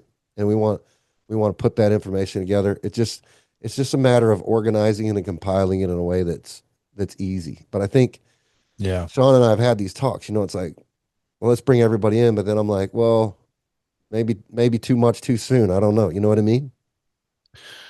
I guess the way you put it that way, because I talk to Sean off and on as well. And again, when my number is called, you let me know. Like I answer, and I definitely want to be in support of this concept in a whole because you guys are my customers, and so it's important. I guess when you put it that way, that makes a lot more sense, man. Like, yes, if you can build the framework for it, it will be duplicatable. But does that mean that Tima? And again, I'm just thinking outside the box here. Is Tima just a node of a greater organizational system, just like APT is, or maybe CTS can morph into, dare I say it, the annual awards organization underneath a much greater organization. And the reason I say this is like buying groups, things like SEMA and ISSA for the janitorial. There's not a governing body. There's a organization focused on that entire community, and because every community out there in the away from home markets, public health and safety and stuff like that is so complicated because the industry is the practitioner, the products that, it branches out. That's where things get lost, right? So, of course, again, I wasn't trying to talk shit on anybody specific and stuff. Of course, the tattooers of the younger generation and the ones that are leaders and blowing up on Instagram that were on television, of course, their head's spinning, man. They have no way to understand. So, if TEMA is the duplicatable arm of a much larger organization, that's how it works. Because again, I encourage you to go like get offline and go to, the SEMA website for automotive thing. They have different organizational units and membership levels. You have your tools and departments and your powder coatings, and you have your different things that are all a part of the greater organization for automotive aftermarket, right? Like buying groups, like there's buying groups out there. I won't mention it, but like they have their rebate programs, which would be great for tattooing. And it's not the organization's name. It's the Viper program is what they call it. Mhm. That's the group and organization focused on one thing and one thing only underneath the larger organization's goal and path. Right. And again, we can write all this stuff down and, go, maybe if you want, man, let me know if you want to come out to Vegas. I can get you some passes to SEMA and come see it. Come see how people's badges are ranked by their involvement in the industry. Go see how they break things out. Go look at the training programs. Go look at the organization's focus on regulations. So if TEMA can get it done right for ink, like you're saying, and then duplicate that for anything, then TEMA becomes the arm or the shield of a greater organization that whenever the FDA or an outside source comes in, man, we're locked and loaded, and everybody Right. could be 50, 60 people deep and ready for the army to uprise. And again, I don't say that in like, hey, we're ready to fight, but I'm saying, and this is not about fighting, right? This, and I started learning this through a lot of you guys and learning from you the last few years, that we're just trying to reach across the aisle and do it the right way and not compromise people's safety, which Right. which Reach clearly has, right? Compromise the safety of people, or at least that's my take on it, right? If Reach ends up getting implemented out here, I'm calling you up, bro, for an underground sale. Like I'm gonna go get tattooed and be like, no, dude, you're using this product from so and so, he's my friend, and you're using this product from so and so, he's my friend, and you're not tattooing me. And tattooers are gonna be like, yeah, no problem, right? Yeah. So I don't know if I want those ingredients in my body because it just doesn't make sense. So, but you make a lot of sense there, and I know that you and Sean, and you guys aren't the only ones, right? But you guys are definitely the tip of the spear. It feels like for trying to get this manufacturer set up. I guess my passion is if you guys are doing what you're doing, my passion is that distributor. Why don't we have a buying group that holds manufacturers to a standard just like every other industry? Hey, listen, Electrum, Adenna, Eternal. Would you give 2% of the money that you make earmarked to an organization, and then that organization would keep a small portion of it to keep their employees going? Because again, it's not for profit. Nobody's trying to make money off of this, right? It's just to keep the lights on. And then they pool that money from all those manufacturers, the portion they don't keep, and they give it to the distributor. Therefore, the distributor is now incentivized. And again, I'm not talking about a new idea here. Every billion-dollar industry does this. It's called buying groups. The tattoo industry would greatly benefit from that. And we wouldn't have to charge big dues from the tattooer. Tattooers and studios could pay between $7.99 and $25.99 a year so that they have a discount on their attendance if they want to come out to the annual meeting, right? We don't have to charge a ton, there's no reason for that because the organization can self-fund itself, because if the manufacturers are okay with being in the same room with each other once a year and everybody can agree on a number, then that number, because again, we're nothing without the distributor, right? Or the tattooer. So the distributors are very important to us. And I'm assuming you sell to both, right? You sell to distribution and tattooers, correct? Yeah. Yeah. Yeah. So that concept, it works great in plumbing. It works great in medical. It works great in janitorial. It works great in everything because now the distributors are incentivized to work with people that are a part of TEMA or a part of this larger group, because this larger group says, hey man, for your loyalty, I'm going to give you X amount of money back. And if they buy from 5 or 6 people that do the same thing, can you imagine those dollars in a sense? I mean, I know some organizations, like the AD one, which is affiliated distributors, probably the largest buying group there is in North America that I know of, and focus on industrial plumbing and a whole bunch of other things. If you're loyal to the manufacturers within the buying group and that trade organization or that buying group organization, regardless of the other trade organizations, you can get a rebate check back at the end of the year of 6 figures if Yeah. you're a big company moving a lot of weight. So Right. now the distributor is not going to buy from an outside source that thinks that they're cooler than everybody, that doesn't want to swim in the same pool and wants to have a bad opinion and talk shit. They're going to buy from the people that get along, because the people that get along are the people that are keeping it, are at the forefront of it. They're leading the path, giving the coattails to grab. And I think that that would apply great in our industry. I mean, again, I'm sure all the manufacturers that see me, if they hear me talking about this is not town, they're like, you can't fucking tell me you just said 2% on the air, man. I'm like, hey, come on. At the end of the day, we know how to deal with margins, and Yeah. we wouldn't be in business without these people anyway. So I can be doing a direct rebate and helping somebody grow their small company, or I can be paying this rebate to an organization that cares about the history, the community. And we keep losing these legends. I know I'm not a career tattooer, but I was starstruck around some of these people, right? Like like they're larger than life. This industry is in the last 10 years for me has given me everything. And it wasn't just because it was handed to me. It was because I paid my dues. It was because I came with respect. It's because I listened to these leaders, 10 years ago. They were like, hey, slow down, son. You can't say that, or you don't can't think about it that way, or have you considered this? And they weren't afraid to share information with me. There was no ego there.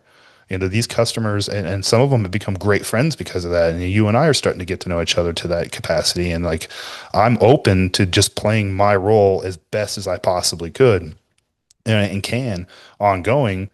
And you got to go back and pay it forward. You got to go back. Like, I don't have the house I'm in right now without the hard work I've put for this community. So if I can donate, help my time, we didn't go out to, I know I'm a part of the Ravens Nest organization, but I didn't make a dime. Being out there cost me like $4,000, you know what I mean? Just for what? To raise a few $1,000s for an organization to try to sell community products and see what works the best to be able to grow and help them out and sell some of these other products, right? And what was really, I thought was interesting, was Solon and Inkies, is those two brands. If you had a tattoo on your arm, there was a good chance you stopped in your tracks and walked up and say, "What is this?" Because they know it, they recognize it, that those it's out there. People know. But it's not that we're asking so much of what it was. It was the fact that it caught their eye and they were wondering why it was there. Like, why Right. is this here at the Right. Buffalo Chip Sturgis? Well, we're an industry collective. We're here to help you understand. And when we roll into the educational aspect of what Ravens Nest is going to do for all their sponsors and the people that we work with, we want to make sure that we are a part of it. And we don't want to be, we're not in the global domination, right? But we want to be a part of that educational arm, because as much as I love the tattooer, again, I'm there for the canvas as well. On that skin, I don't know why it's not possible within for the next 5 to 10 years that the average everyday person, tattoo enthusiast that gets one or is going for a bodysuit, doesn't know the name brand as well as a tattooer that's going into their body or on their body. Right. Right. I think that's important. It should be important, right? Like, I know the name brand of the sugar I use to make my cookies. The cookies just don't appear on the table.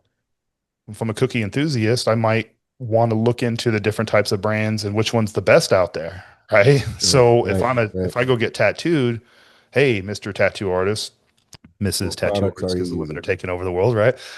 In that, because women are easier to deal with in the tattoo. I always have a joke in the tattoo industry. If I had a tattoo every single time I walked into a studio from the moment I was 18, I would have a bodysuit, because the customer service, especially in SoCal at the time, 9 times out of 10, I walked in, I wasn't welcome, man. Like, nobody was there to help me.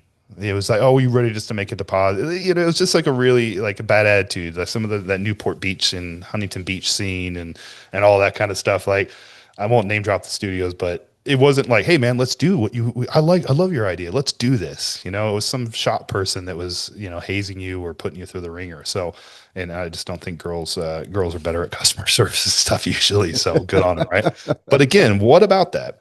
Why wouldn't it be important for the clientele, the people that we all serve ultimately at the end of the day, to have a very keen understanding and have very wide open transparency of what's going in and on their bodies?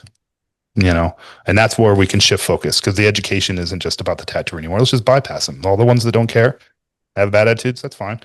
You don't have to buy the product, go buy it from Amazon, be that dude. But again, tattooing, I'm not a tattooer by trade, but nobody owns it, man. This is thousands of years. This is Right. spiritual. This is fucking spiritual, man. Right, Like, man. what culture didn't have some sort of connection to this? So you don't own it. And the fact that you have a negative opinion and you're not listening, maybe tapping into a podcast like this, or Joe's, or there's so many really good sources of information out there.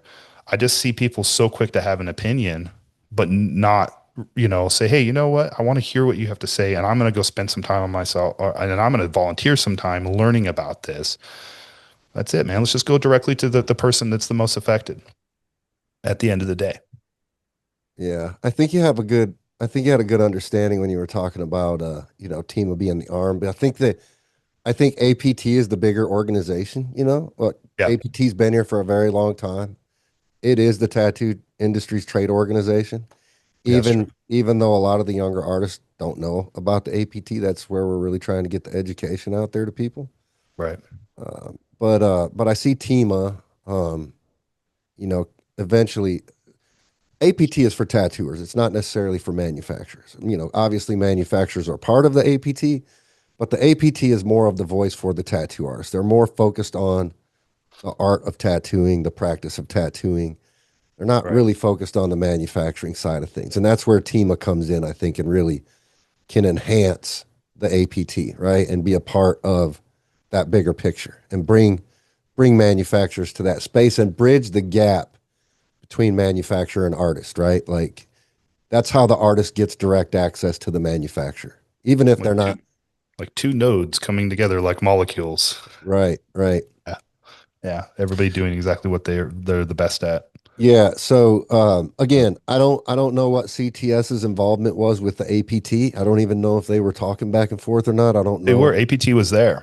APT there. It was absolutely there on the localized regulation level, and offered their, which was one of the reason a lot of attendees went, or tattooers went, and good on them, was for the to get their cross contamination certification re-ups that year. So they had Yeah. classes for that. It's where I was first exposed to the APT, Yeah, so that's 2018. good. Yeah. So that's kind of where I think we're hoping to get back to. As far as like, so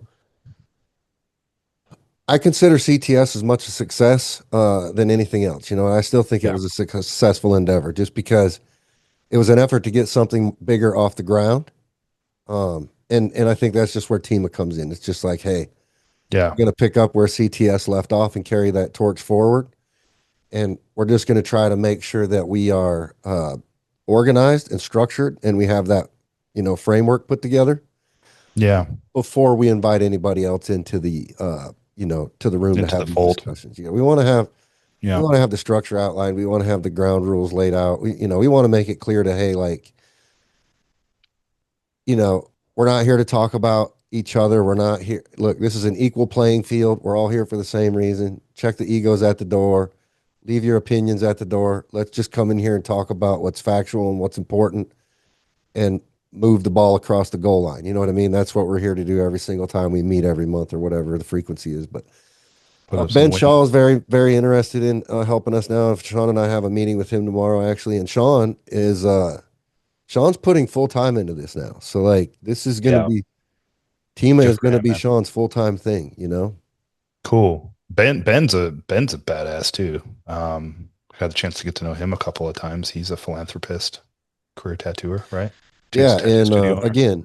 again, he's a tattoo artist that devotes a very large portion of his time to Yeah, things that don't directly benefit him. You know what I mean? And his exactly. paycheck. I mean, and there's something to be said about that. You know what I mean? And it's Yes. same thing for and you know none of us are looking for gratification or pats on the back. It's not what it's about. We don't care about that. It's Right. about protecting the history and the sacredness of this art form that we all make a living from, and that we are fortunate enough to be a small, very, very small part of. You know what I mean? Like, Yeah. for any one person to think that they are like the god of tattooing is very a crazy thought, because like Yeah. we are microorganisms in this. The sense of community, man, Yeah, the brotherhood, sisterhood. yeah, I just want to be a part of it. And I am, I feel very fortunate that it was kind of like an anointed way to enter into the community, having the opportunity to sell a brand that was just already so well known. People were asking, why do you even start a pro team? We still got to do some, hard work on that and make that better and grow that whole thing. It's like, I guess because the sense of like having a pro team was to try to build a brand. But if when you come in late to the game and you already walk in on you're sitting on top, what do you do then? So that's where I guess my sense of purpose came from. It's like, what am I gonna do, man? Like I came in, now I'm at the top of this particular, you know, aspect or again, molecule of the entire thing. And then I looked to my left and I looked to my right and I see my competition not doing anything. So um and I invite them. I invite them. I invite their money.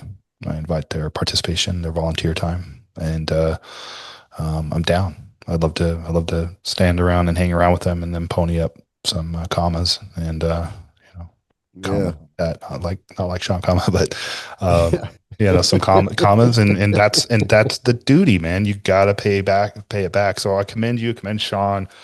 Getting Ben involved is a great idea as well. When it does expand, here's a crazy idea. And again, I have a ton of respect and I'm a student of this industry. I hope you understand that. And as goofy as yeah, it sounds, the moment I had my first tattoo distributor in 2015, I started watching every single season of Ink Masters, right? Because yeah, what other way was I going to absorb? How did I learn? How could I have learned about like the history? How could I have learned about Jack or Tim Hendricks or Nico? Or how do I know the people that now, I mean, I guess the people that I do know and I am close to, I don't know all these people on a personal level, but I've met them or occasion or we may know of each other, but how do you understand the landscape of the people that are the movers and shakers unless you study?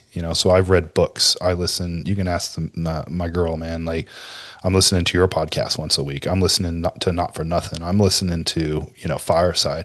I am a sponge because I need to know what's happening to be able to do the best I possibly can for my brand and the organization I work for at all times, disseminating the path and the paradigm shift within this community. And so it's a calling as an advocate to be hyper focused. I mean, I'm not like a very popular person on Instagram and stuff. Most of the time, my account's private, but 90% of what I follow is is this community because that's a healthy diet of understanding of what the driving force is and that's why I have a definitive opinion now and respect the tattooer, respect the canvas, respect the distributor, respect the manufacturer. There is a way. So what about a crazy idea, whether you call it CTS or a horse by unit of the name? Or I threw some notes towards Sean that I'm sure again he's going to review with you the SMA, the Skin Modification Association, or the Coalition for Tattoo Safety. The place that TEMA and APT and maybe APP and or all of these organizations have their booths and their breakout meetings every single year in person. We just need one thing. And then that, to your point, then TEMA can start small so it's duplicatable and be that arm because one day the battle will be done, right? The battle technically, you want to get on the other side of this. You yeah, want to be able to have a standard for people to get into this industry. If somebody wants to invent the millionth different aftercare out there, they got to go to TEMA. Like you're going to give them the roadmap because there's going to be an organization that will help them understand how to do it the right way, the safe way. And I'm glad. I'm really glad because I mean things like Second Skin and or whatever it is, Tagaderm, and I think everybody should do their own research. And tattooers, absolutely, I respect whenever they prescribe something. That's not what my opinion about is, but I think that these types of things have never had the third party testing, and I've seen it hurt people. That gets me Right. upset. Right. I've seen Right. it affect me. I've gone back to, hey man, hit me with that saran wrap, which, food grade, not designed for tattooing, but has a track record of being safe. Hit me with that food wrap. I'm going to go home. I'm going to wash that thing off with dial soap. I'm going to air dry the hell out of it. I'm going to put a little bit of non-fragrance Cetaphil or, Jergens or something on it. Never had a problem with that. Less scabbing with that. I introduce other products into my skin, and I've been healed my body with a lot of different things over the years being in the community. Always I have a greater level of complications, whether it's a barrier protector, except I think Tattoo Armor is one of the greatest products out there too, actually personally, just for the barrier protection aspect instead of something adhering to the skin. But for the actual aftercare ointments, come on, man. Anything that's got some oils in it, some citrus in it, if it's got, you know, I'm not talking smack on the ingredients or the brand, but you don't need all that stuff critically in the first 4 to 5 days, right? You need nothing other than the good old fashioned thing that the old school legends were doing a long time ago. Go home, maybe even Aquaphor, man. Who cares, right? Go home, keep it clean, wash it often, dry it out, tamp dry, and then put a tiny amount of something on there and you're good to go for the first week or so. Then you want to get crazy with a name brand thing that's now national or global. Cool, man. Do that. If you want to keep it vibrant and use it as it's not everybody's like you got to use this product. No, man, that's a moisturizer for my entire body. It doesn't make the tattoo. The big companies that are coming in with their thing and stuff right now and doing a ton of advertising and all this stuff. It's heal makes your tattoos more vibrant. So does Yeah. Right. you just moisturize. Moisturizing your skin is an organ. So I don't know, like it's all good. I'm just going back. I'm going back more old school now because of this whole thing. No, yeah, I get it. I get it. I get it. I'm the same way when it comes to like lidocaine stuff. That's like a Yeah, trigger for me, so I get it. same.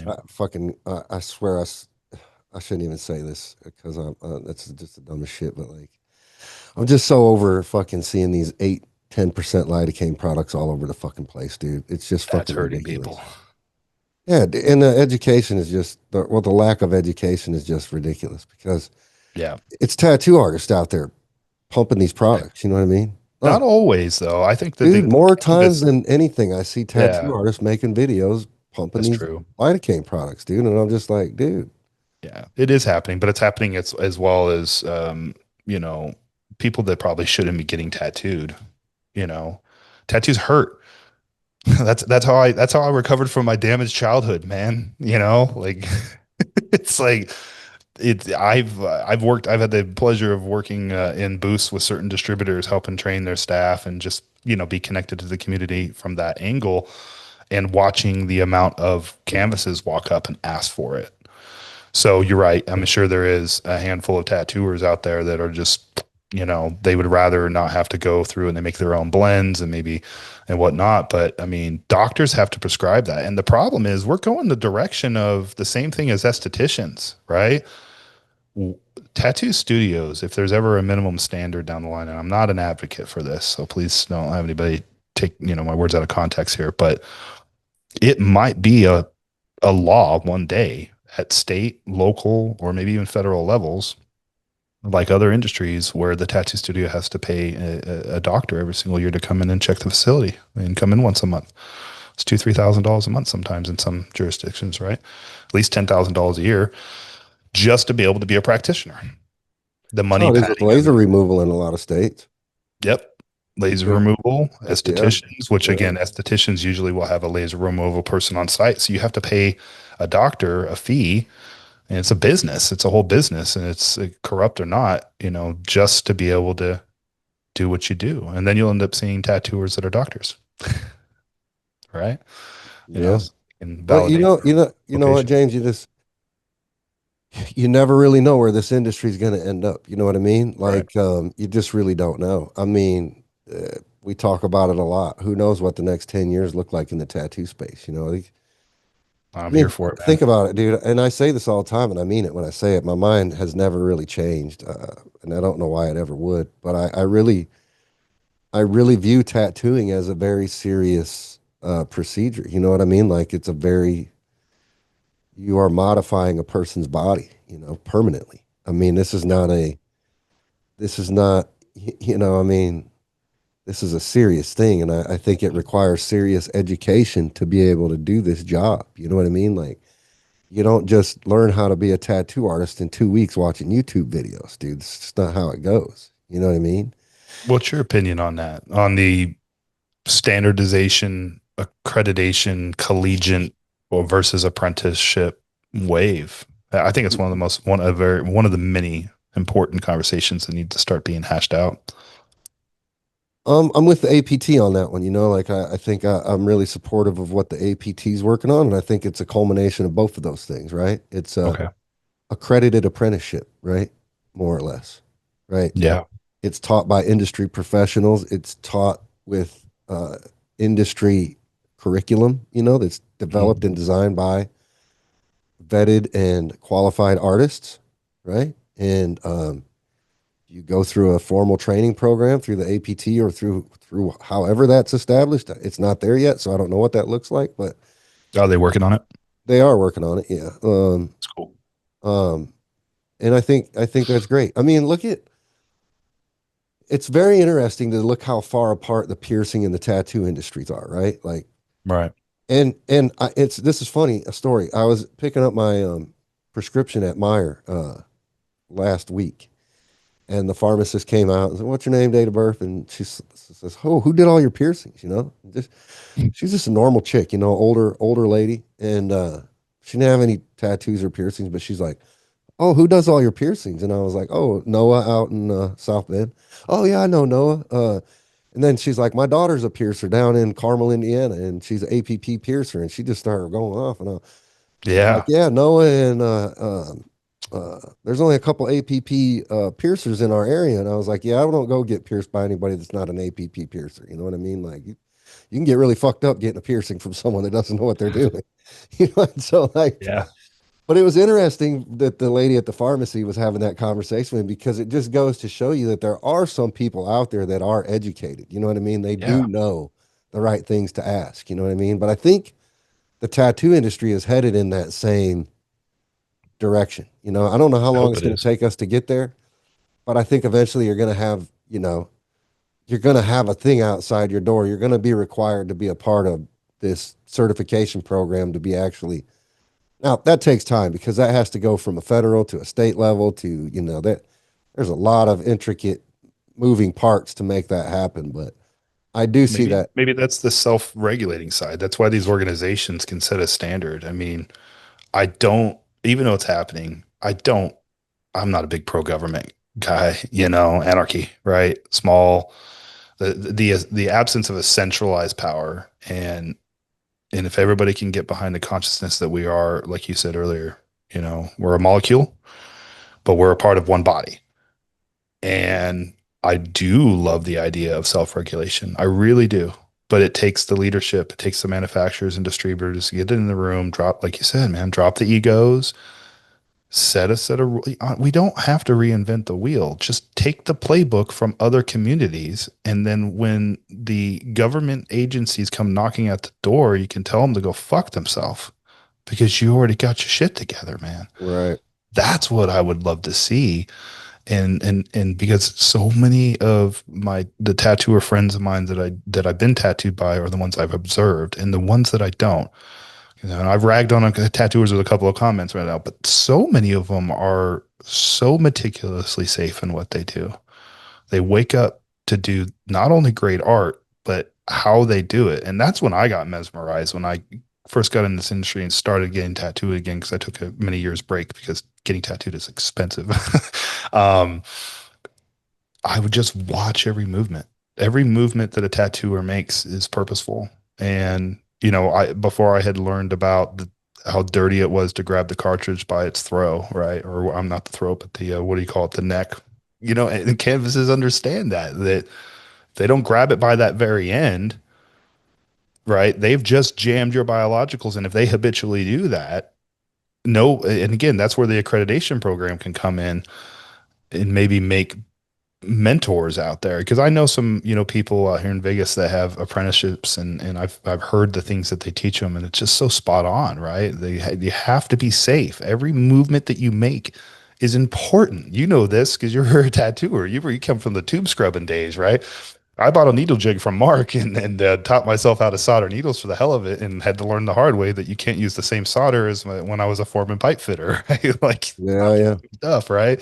So you have to the trial by error stuff on local counties, or the fact that the gatekeeping and the attitude of the people that are I feel like the people that are the most against collegiate or accreditation programs, or allowing an organization like that to govern it, are the very people bitching and complaining about how many new tattooers are out there scratching people.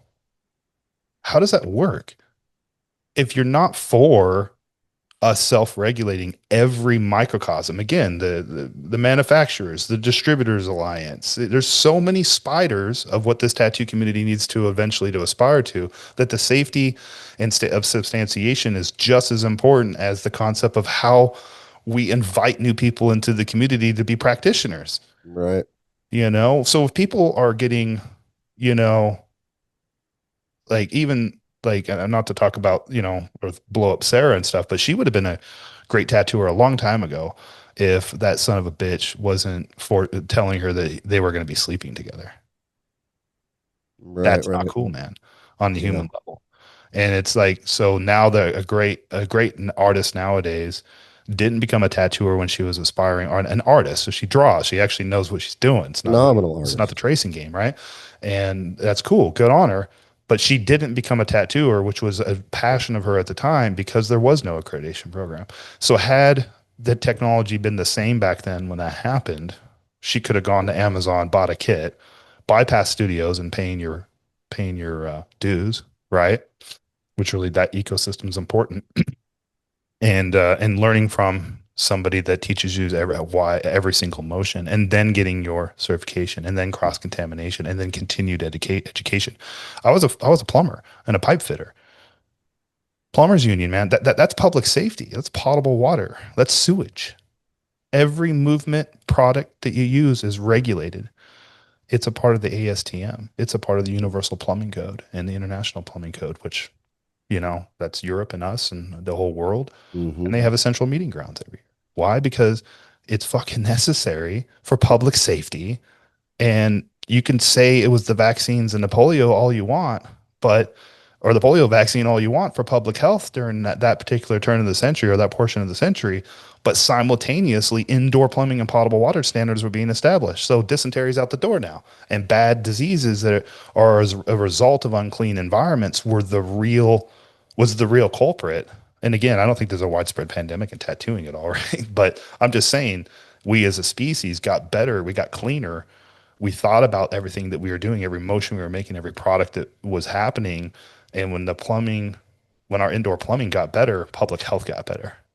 It wasn't science, it wasn't a vaccine. I'm not saying that those things didn't help, but I'm saying that let's look at the source here, right? And Right. again, if there can be multiple organizations that can align under one roof, I don't care what you call it, right? But I think that there's a way to do it, and I want to be a part of it. I'll do my tiny little part. I sometimes get laughed at by friends in the industry, like, "Hey, come on, why aren't you an APT member?" And they're like, they have their opinion about it, and they're good. I have to respect their opinion, but again, don't bitch, don't fucking complain on a public forum often, and spread the bad gospel if you're not coming to the table with a solution. Shut No, up, I think it's you great know? that you're no, I think it's great. I mean, there's room at the table for you certainly, because I think it's all about network and community, and you're definitely part of the community, you know what I mean? So, Yeah. and you definitely have access to the network, and you have the ability to bring other players to the table, you know what I mean? And so that's the strength that we need, is we need that network and that, camaraderie and that Yeah. unity, you know what I mean? So, I love breaking bread with everybody. and you're It's good at great it, to be around great minds like you guys. well, you're good at it, and your passion's in the right place. You know what I mean? So why wouldn't we have that there? And I think, again, that goes to removing that ego. You know what I mean? Like, there's no room for the ego here. It's what's beneficial for the whole. You know what I mean? Yeah. And that's it. And so, you know, I can't even tell you why I'm here today, or why I'm doing what I'm doing, or how the road led me here. I just feel like I'm here, and this is where I'm supposed to be, because I'm here. and I'm Yeah. being called to do this, and that's what a lot of people tell me when I talk to them. They're like, hey, you're in the right place doing the right things, and thank you for what you're doing. And I mean, that's all I need. You know what I mean? Like it just makes me feel good to be able to contribute something back to the industry. You know what I mean? And Yeah. when we went to AFDO, when we were sitting in that opening ceremony and they put that video up of I don't know the guy's name. It wasn't anything I registered to Yeah. I long-term forget memory. to.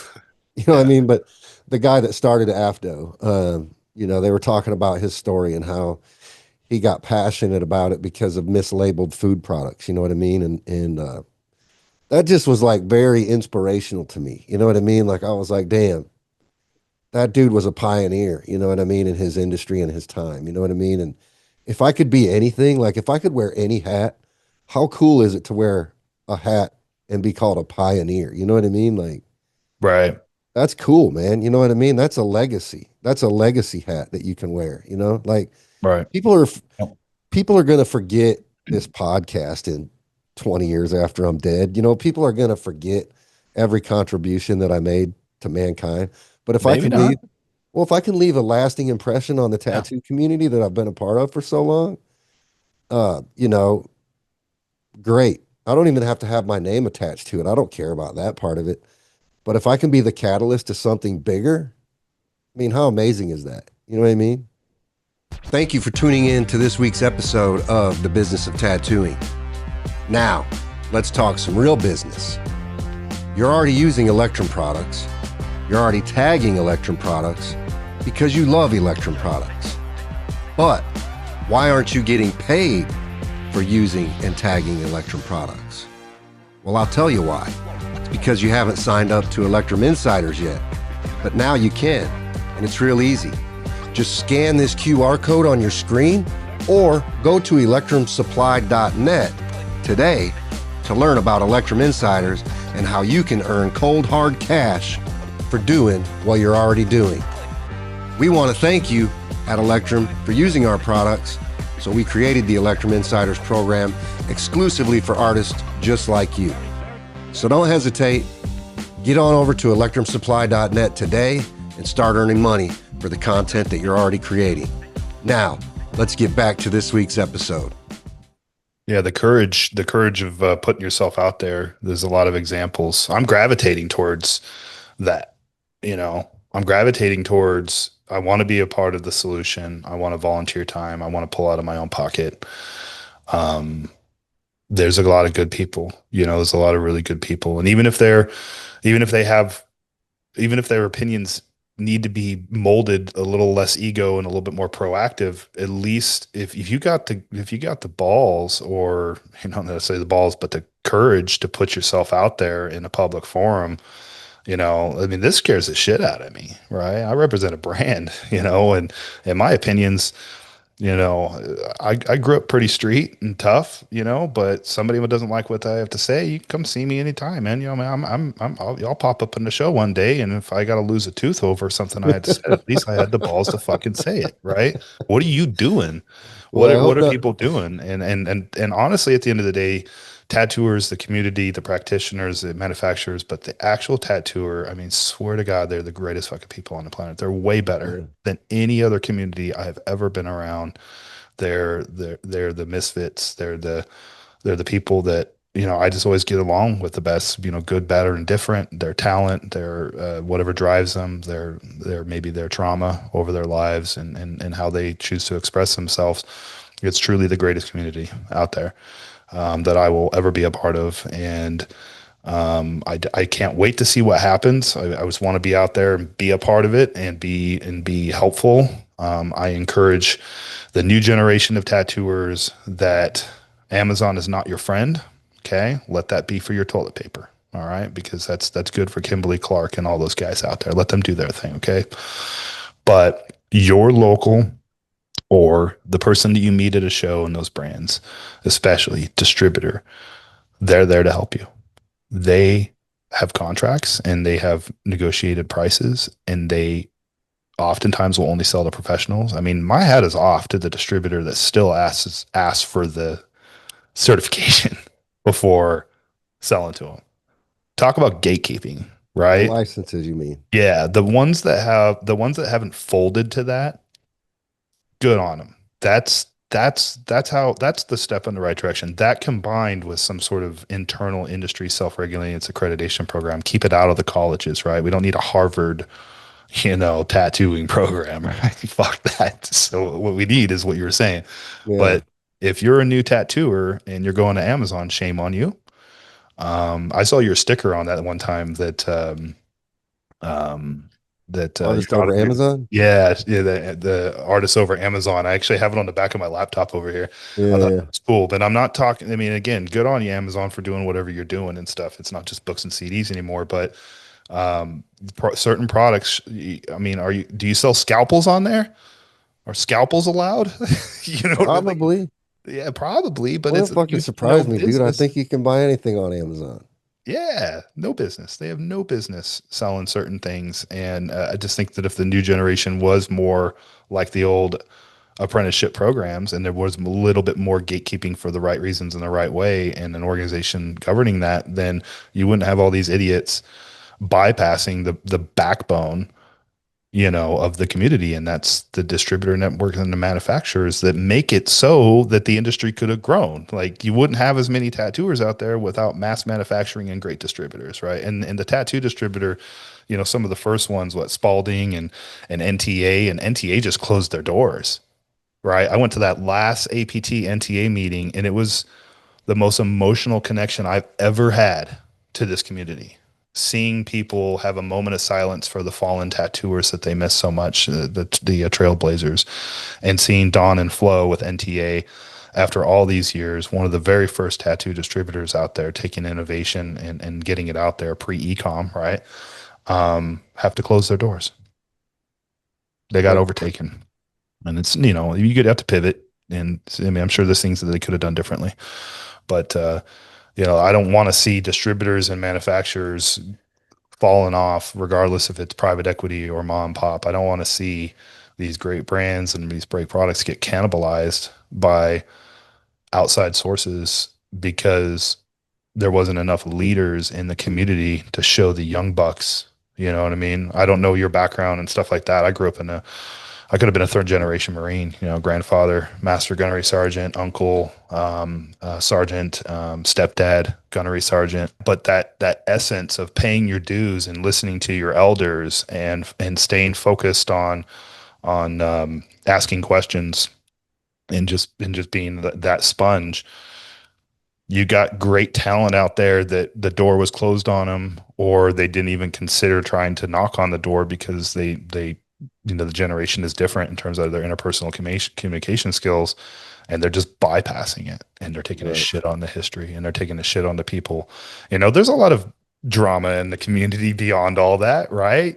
Some of the innovators, knowing Ray Webb and what he did for other people to copy him. Some of the biggest brands out there owe a little bit of Yeah, that homage to an engineer that wasn't a tattooer, and potentially watching his company's door close. Sad, right? it's tough, man. That machine segment is one of the ones I was talking about, like Yeah. Chinese manufacturers. I mean, dude, I just had an artist hit me up like maybe yesterday or the day before. Uh saying, yeah, tattoo artists are getting wise. They don't have to spend $1,000 on machines anymore. They can buy $200 machines on Amazon that basically will last them 6 months. Three of them for $200. That's what I'm saying. You know what I mean? That Yeah.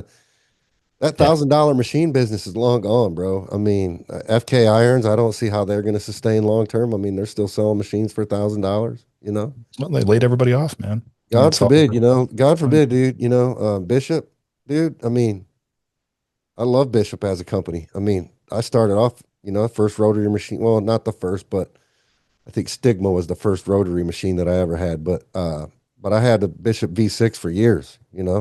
Saw Rich Panetta using that machine back in freaking early Yeah. 2000s, and I was like, damn, I need one of those. And I had a Bishop V6, and the Bishop wand I think is a great machine. And the thing is, I know the people that make those machines. I know the engineering that goes into them, and they're worth what they're worth the money just because of who makes them and what's into them. You know what I mean? But Yeah. Well, how do those brands compete against a $200 Chinese machine? Three of them. You know what I mean? They Like, don't. how Well, do you they do? do. I mean, again, I'm give them a little bit of advice here. Again, keep trailblazing. I think that one thing that would be really important for any of the machine rotaries, right? Make them serviceable. Put on master classes on how to take it apart. They don't encourage people to take it apart, right? So when it burns out, it burns out. But if you service, I mean, I don't drive my truck 10,000 miles without dropping it off and getting an oil change or doing it myself, right? We rotate tires. We let $1,000 asset could go 2, 3, 4x the amount of time, even though they last. If you're an avid tattooer, I mean, I'm not a huge tattooer. There's a couple of wands here. I got a Michelangelo and everything as well. I've collected them and gotten machines over the years and do fake skin and stuff. But doesn't like a bishop wand, like, doesn't it last like a long freaking time? Doesn't it last you a few years? Should. Well, what if it lasted you a decade? It Because should. you can now buy the parts, or you can buy, just the individual, motor, and pay a 799 a year fee to be a member of that. And now your piece of equipment that you spent $1,000 on is at a maintenance of like an oil change for my truck. It cost me 799 a year.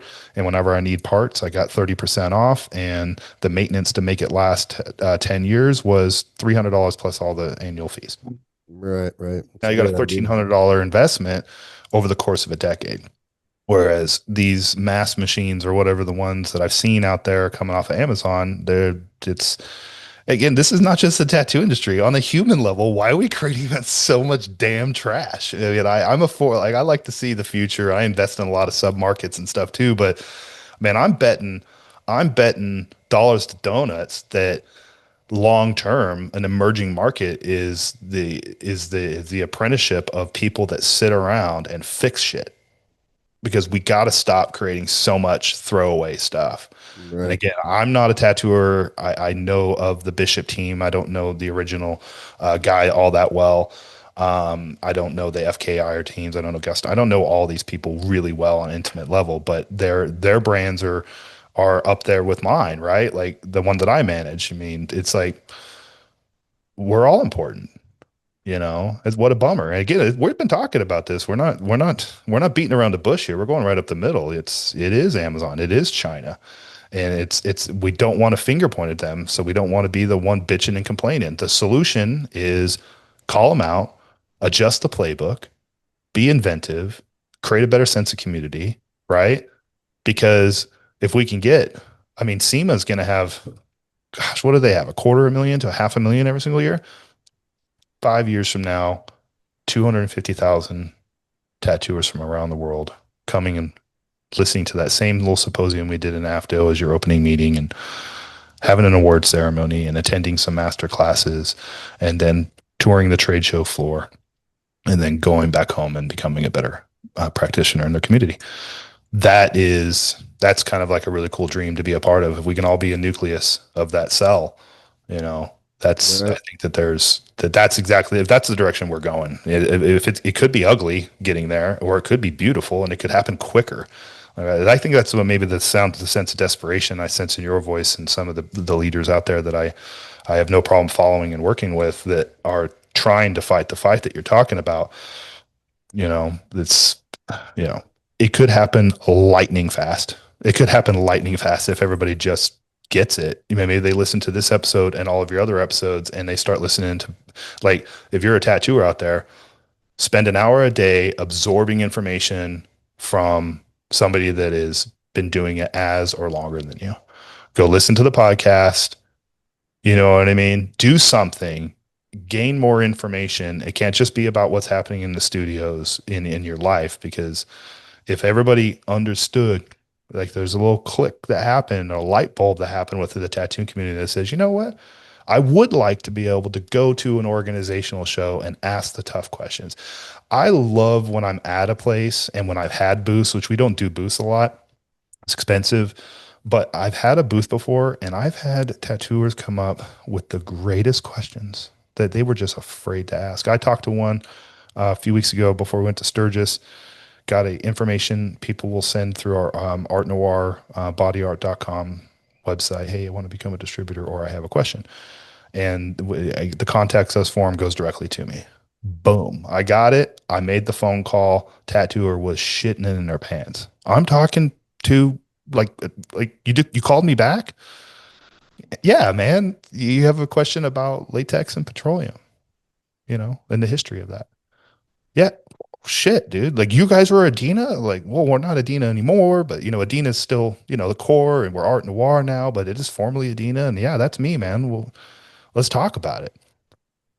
You know what I mean? That's what the machine guys can do. That's what you do. Yeah. Hey, if your customers have a question, you're Johnny on the spot. So maybe, and I'm not saying that they're not doing it. I'm not saying anything about Bishop or FK or whatever they're doing good on them, right? And I'm sure if somebody calls and has a questions, they have great customer support staff. But lean into that. And if I got 1,000 inquiries a day, that would be impossible to keep up on. But because Mhm. they happen a couple of times a week, that's my top priority right then and there. I don't sell to you, but I sell to somebody that does sell to you. And the amount of times if I had $1 every single time, I had to tell a tattooer I can't sell them a case of gloves because I support the distribution network and what they do because it's too difficult to service a single person on a mass scale. It's easier to send mass product to, right? And it's supply chain. And that's where we started, right? So having to tell tattooers I can't sell them a glove, but I'm here if you have any goofy questions because there's a lot to know about infection control products and barrier protections. There's a lot of things I think just get taken for granted. And for the ones that are just great practitioners without needing that knowledge or have learned it from somebody that taught them, fantastic. For the ones that don't, hit me up, man. Like, not afraid of it. You might actually poke a hole in something. You might make the world better by thinking and asking questions that we haven't considered yet. So, Right. there's it's just again, it's just a sense of responsibility to the safety and everybody's doing it, and that's why I at least got to have my hat off, no matter what they say about. I loved your article about the corporate consolidation, man. I thought that was so up the middle, but you addressed both sides, because both sides have a good point. But knowing that at least one of these organizations that have done consolidation, knowing that they kept the badass legends still a part of it, makes me realize that there's hope there. It's not just some sort of faceless, empty vessel of a corporation. It is the same men and women that have been fighting so hard to, if they were an employee or they were the inventor and the owner of the company, all these years coming together. I mean, think about the talent, on that side of the things. I can't really speak for one of the organizations all that much, even though I know people over there are very important, have done great things. But come on, man.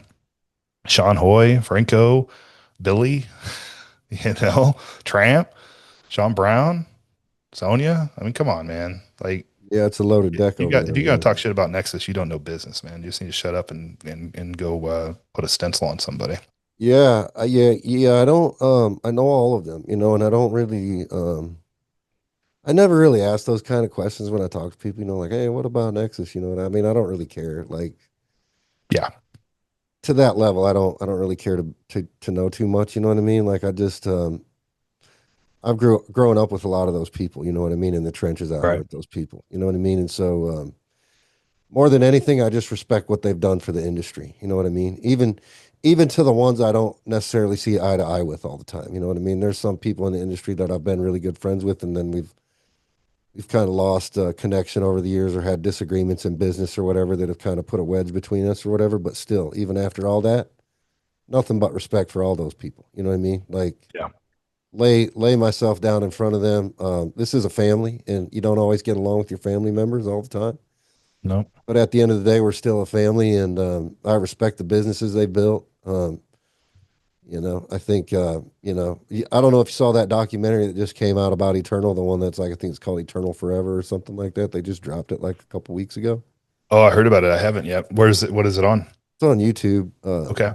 Super Check good out though, that. man. I mean, it's all about how Tramp started Eternal, and dude, I mean, it's just it was I really think Sean had powerful. mentioned that too.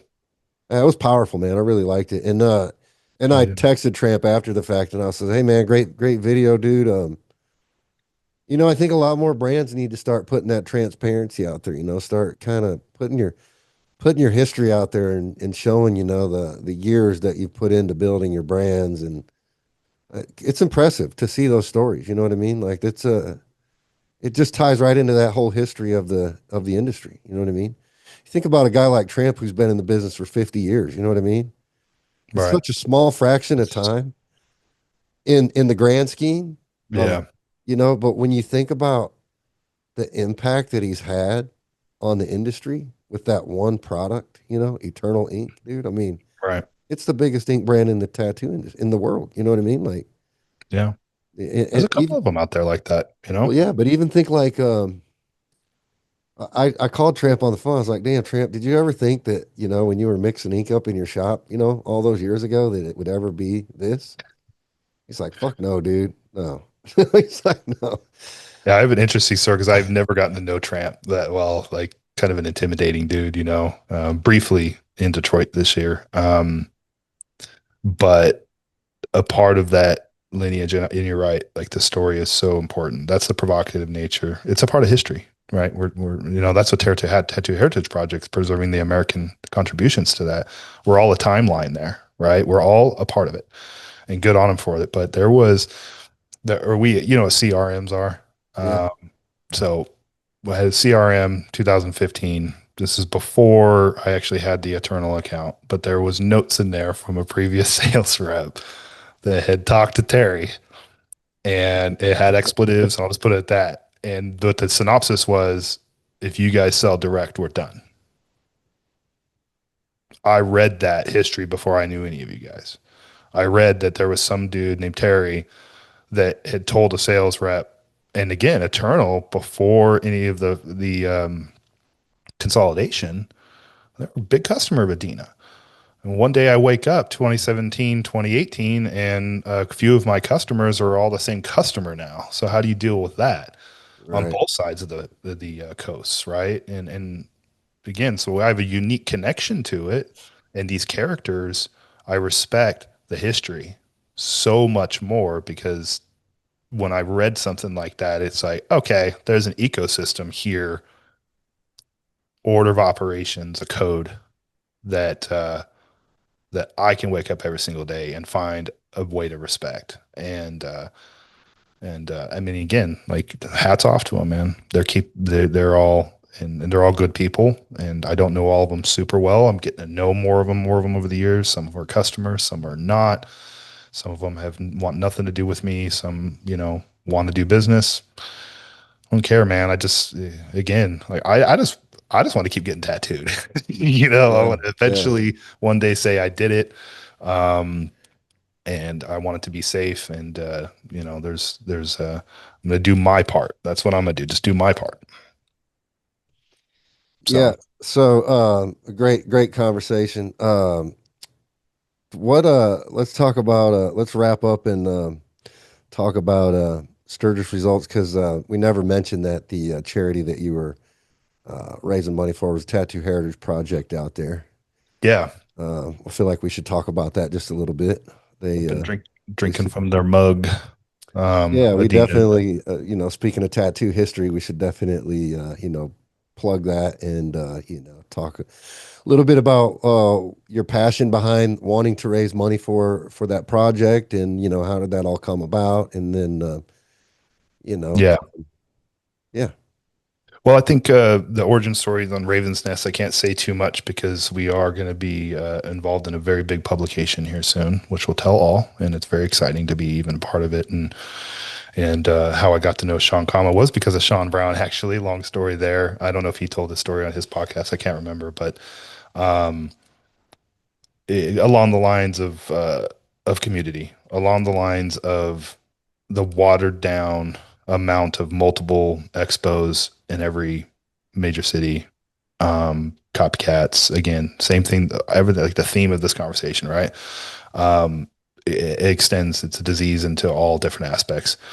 And I'm going to Hell City this weekend. You know what I mean? Like, want to stay core. So when Ravens Net, when like the opportunity came to me, I just felt very blessed to be a part of it, and I don't have an entertainment background, and Sean Kama's kind of larger than life rock star to me, and because of his music history and stuff like that. But we both agreed that the same thing you and I agree upon is that there's some changes out there and we want to be a part of that. So let's go ahead and do something differently. So when Raven's Nest, the concept we want to, when we show up, we bring the entire tattoo community. And if we can't, then we're just not going to be in business anymore. Right. That's the goal. And so again, like the like mobile tattooing trailers, tattoo expos, all that stuff, all fine and good. Not talking shit on it. Good on you. Good artistry. It's been doing a certain way. People are doing it over and over again. So, but when we show up, we're going to bring we're going to bring a better connectivity than anybody else. So when we show up, well, why am I going to be giving money to a different charity that has nothing to do with the tattoo industry? No, it doesn't make sense. So we initially, and on Tattoo Heritage Project, Art Noir, again, buy products from people that care about the community, right? Because if you go buy a glove that cares, how about that?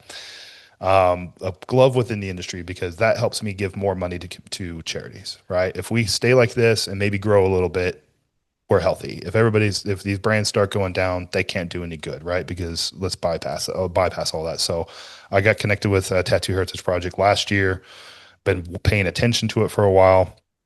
I learned about it from Jack and Good Time Charlie and stuff like that a few years ago. So earmarked some support for him this year and was happy to do it. And then when Raven's Nest was brought to me late last year, I said, let's do the same thing, right? Like, if we're going to go out there, let's earmark some profits. Let's earmark a charity raise. And I think we're going to have better ways and bigger ways to do it in the future. But we were able to sell art and get back to zero. But we also, I had got connected to Tyler, Tattoo Zoo. I don't know if you're familiar with him. Yeah. Yep. He also runs the Hope versus Cancer. So since our core goal when we show up is to be bringing all of these brands that are canvas focused more, right, and user focused a little bit more, we want to bring the education and the awareness of the tattoo community, boots on the ground, not televised or manipulated, but just this is the raw. You got a question about Solon and what they've done for the industry. Here we are to tell you about it. I'm not just selling you a sweater or a shirt. Why is Tattoo Heritage Project a Hope versus Cancer? What is it that they do that's important? So we were in Sturgis with bikers of a certain demographic, right? They were hungry, man. People that had tattoos, young or old, were fucking stoked to hear about the Heritage Project and Hope versus Cancer and Solon's history and Inkies and some of our other vendors that, and again, all of the vendors in our booth, if they weren't connected to the tattoo industry, were hand selected from people that paid to go to tattoo shows, right? Like we had hot sauce from Papa Caps, McKenna Jewelry donated, easily close to $1,000 worth of jewelry for the prizes for these winners. We had Allow Nourishments. Who else? Am I forgetting anybody? Again, like Tattoo Zoo donated some animals. All the prizes came from the sponsors or the vendors. So I didn't have another vendor in there. And I was contacted and I talked to a couple. And I'm the president of sales operations, volunteering all that time out there and stuff for Raven's Nest. So I talked to people. And we were approached by one brand that said, I'd love to get involved. And I said, have you ever gone to a tattoo show? No, I haven't done that yet. Oh, okay, man. Well, I got somebody else in line that pays Villain Arts or pays, Hell City money to be in the booth. That therefore they've supported the ecosystem. And since their product has nothing to do with tattooing, they're going to be ahead of line. So again, I think if we keep that core, and with Sean, Sean's leadership, our CFO, and we have a great compliance officer that's connected to a lot of projects, like the Punk Rock Museum. I think Sean had mentioned on his show. Yep. And just some really cool stuff in the entertainment world, which also gets me, pretty excited and stuff, because the tattooing subculture is just one of the subcultures I'm into, So, music and motorcycles and things like that, that's the hobbies and the other things that we do besides our career also are driving and important. So again, that's probably the essence. Hopefully that answers your question. Like Raven's Nest is just trying to bring, it's the same sense of community on a public scale for it may, I'd just rather have a better connection than somebody watching a season of Ink Masters now. Nothing against it. Again, I learned a ton, but people are watching it for the entertainment value. I watched it like I was going to the library to index something, you know, like I use it as education. Yeah. Now, can I get Rob to have his QR code in my EDU pamphlet free to the public, whether you buy something and support the charities or not, telling that person when you see my product or you see Eternal on the shelf, you got something right there that we can take care of adverse reports and that has clean ingredients in it and it's being made good manufacturing practices and heals true to color or whatever it may be, right? So that's important. That needs to be an arm of that. And it doesn't need to be manipulated like maybe other productions are. It needs to be pure. It needs to be fun. It needs to be, you know, transparent. Um, Make a couple of bucks for a good cause in the process. Keep us afloat. You can't keep a company. Got to be able to at least make $1, right, on each event, and that's the important thing there, so that we can continue that type of project and get into more exciting things. So I'd say people keep an eye out for that, and everybody that supported it. A lot of the people I mentioned in the beginning of the show here. Gosh, who am I missing? I mean, Tommy's, Intens, Mario, True Tubes, Hell City, Derb. Gosh, who else, man? We had a lot of brands on that banner, didn't we? Keep the Yeah. fees, and their merchant processing have dipped into their bags and helped us out. Ink Shop Guard, which is I don't know if you know Nate at all, but they got really good underwriting for shop insurance. You know, and this is the way the industry's going, right? These third party services, they got to come with the same respect that I did, not being a tattooer. Right. Got to come in and they got to pay your dues. You got to make sure that you're doing the absolute best you can for the tattooer, the shop, the studio, or the canvas, whatever your responsibility and your echelon is. And man, if I forget to mention somebody, I'm gonna be The so knife pissed people. afterward. Huh? The knife people. Pardon? The knives. Oh yeah, yeah. So Quinn Knives. Well, yeah, And they knives. were. Yeah. Yeah. Yeah, Sarah did. I'm getting the feedback on this. Maybe you can edit this out real quick. Give me a second. I'm not catching it on my end, so I think we're good.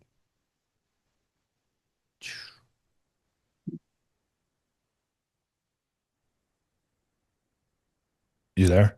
Yep. Oh, okay, cool. Yeah, the old Roadcaster. I'm funneling everything in. Yeah, I gotta get the new modern one. Yeah, Quinn Knives did a collab with Sarah X Shadows, who's also the one that did all the art, and I'm her number one fan. And she designed some burnt some like stuff specific to Sturgis. So you can go to Quinn Knives .com and they will have, or Quinn Knives Collective, and you'll see that out there. It's limited edition, one of 20 runs on 4 different knife burns. And they were, again, that was just like another artist contribution to the entire thing that was very important, but they weren't like an inner industry brand at all by any means. Let me see if I can make sure who else I need to thank on air real quick here. But obviously, Electrum, uh, Starbright Ink, Tommy's, all are phenomenal. Inkies. We had Bishop that came to the table with some things as well. Critical Tattoo Supply. Obviously, Art Noir. Sailor Jerry as well. Sailor Jerry came through with us in a big way. They did. They provided lots of free drinks to the judges. I was very appreciative of Yeah, all those yeah. rum and cokes.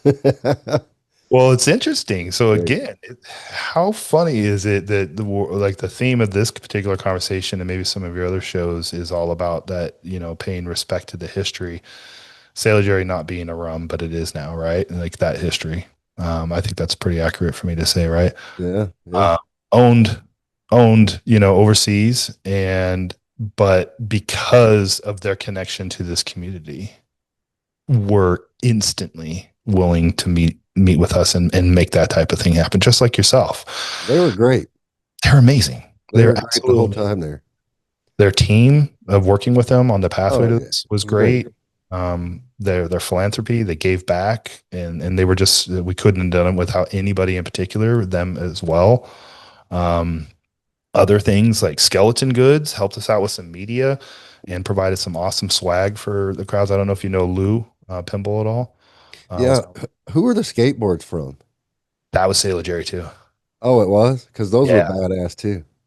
Yeah, I got one right over here. And you had the big, and they donated the big fucking hula girl statue. That thing was sick. Yeah, it was the last ever. I guess I'm kind of quoting from them. Last ever, because that's a promo item. If you're Yeah, like a booze company, right? Like yeah, kind of like yeah, your neon sign, you yeah. do a promo item when they're out, you're good. So that was the last ever that one of the gentlemen in the organization had to find in a storage unit and dust it off. And that went to and I'm trying to remember the winner's name and stuff. Sarah knows well, and we actually have to reach out to her because we have to get she gets rally passes next year, which is like another $900 value. It's funny too because I was talking to her. I was like, "How are you guys gonna get all this shit home? Like, what? She You're strapped it. you're gonna have to strap it all to that skateboard and like pull it behind the motorcycle on the way Did you back." see the picture? Do you know? Yeah, I think she put it on the internet or somebody caught her. She strapped a 3 foot tall hula girl. And I don't know if she had a sissy bar or not. She might have a sissy bar, but she strapped it to it. Oh, it's Um, hilarious. yeah. Yeah. That's This just to hilarious, let you know what a dude. biker slash tattoo enthusiast will do, man. I don't know if Dude, she knew that she was going to have all of that I don't think stuff. so. I don't think so.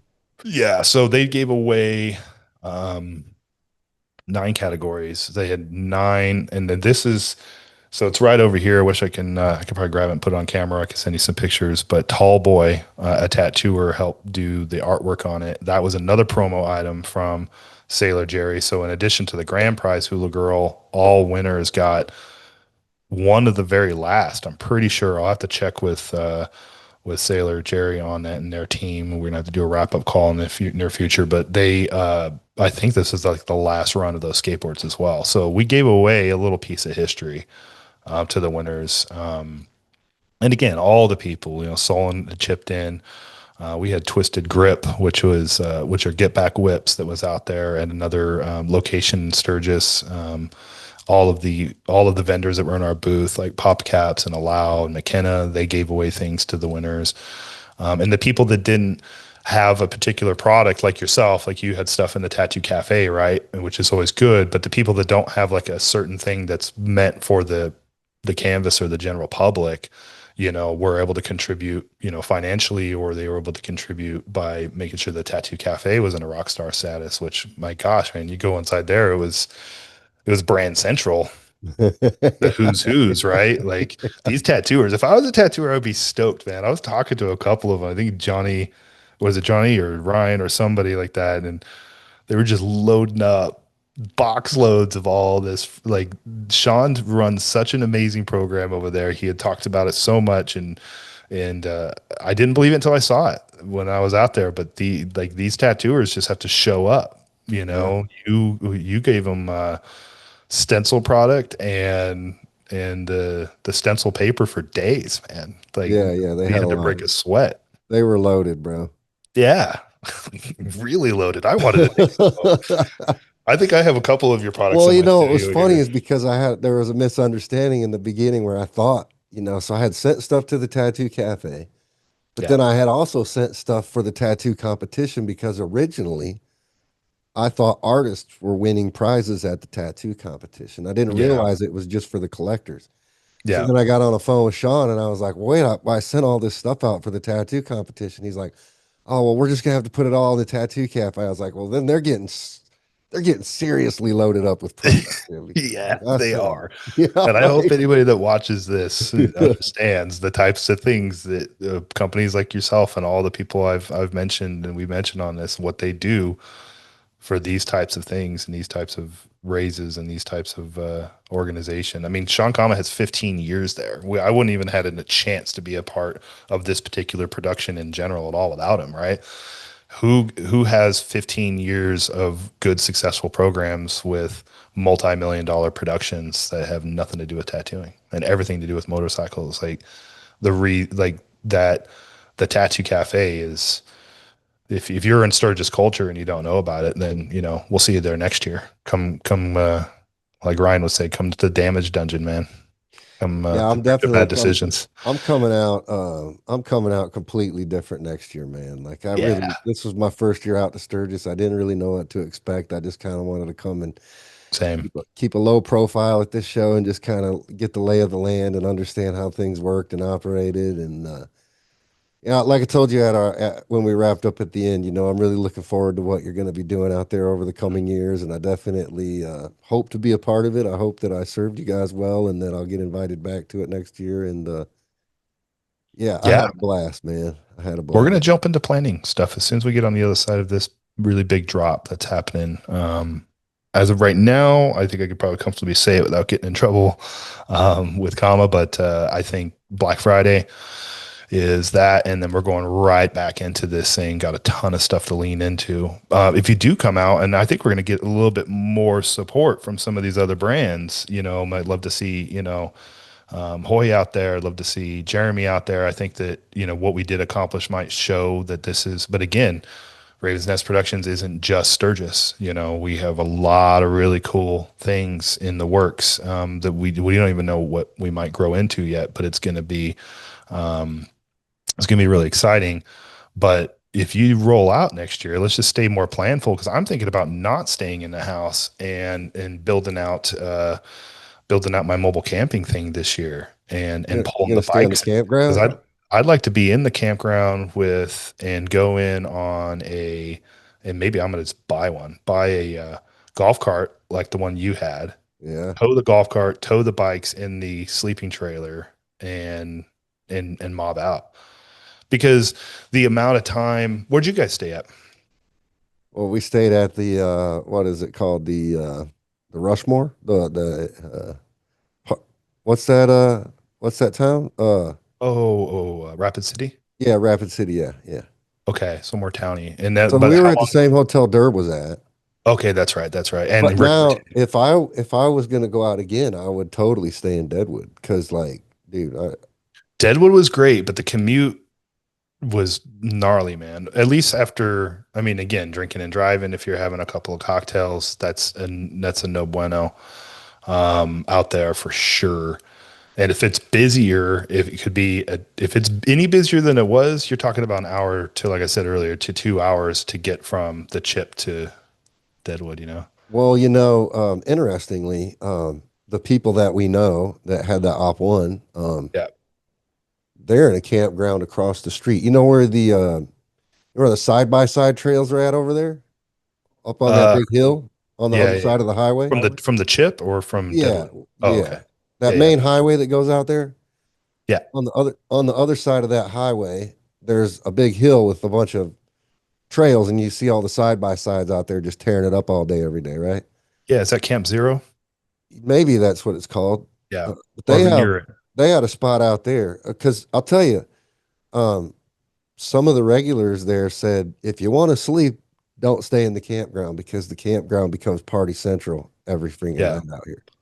There's a couple of offsite ones that I heard that are opposite of that though. But if you're like in the core of it, we're also there's one that's up the road. Just how when you're coming back towards Deadwood and you're going downtown and all the vendors are there. There was a whole bunch of ones that spider out from there, and there's like a little cabins that if you stay for like 5 days is only like $1,000 or a couple grand. So we're thinking about that too. But I'd like to not have a long commute every day so I can work my butt off and still be able to. We only got to enjoy one concert, which was Marilyn Manson. Oh, Um, really? yeah, because we had to be hyper focused and vigilant and get some rest, and the commute was long to and fro every day. Um, that the team was just, we were just all. And again, I haven't even mentioned everybody. Again, like Melanie, Respect My Industry. I might have mentioned earlier, Hoon. We had Hoon come out and help Moon us was out. awesome. Yeah, yeah. We had Larry with Keep the Fees helping us on the POS system, and it was really just a band of people that are like, oh, fuck it, let's try this. Like Yeah, it yeah. sounds good on paper, and yeah, man, it's so much work came to fruition.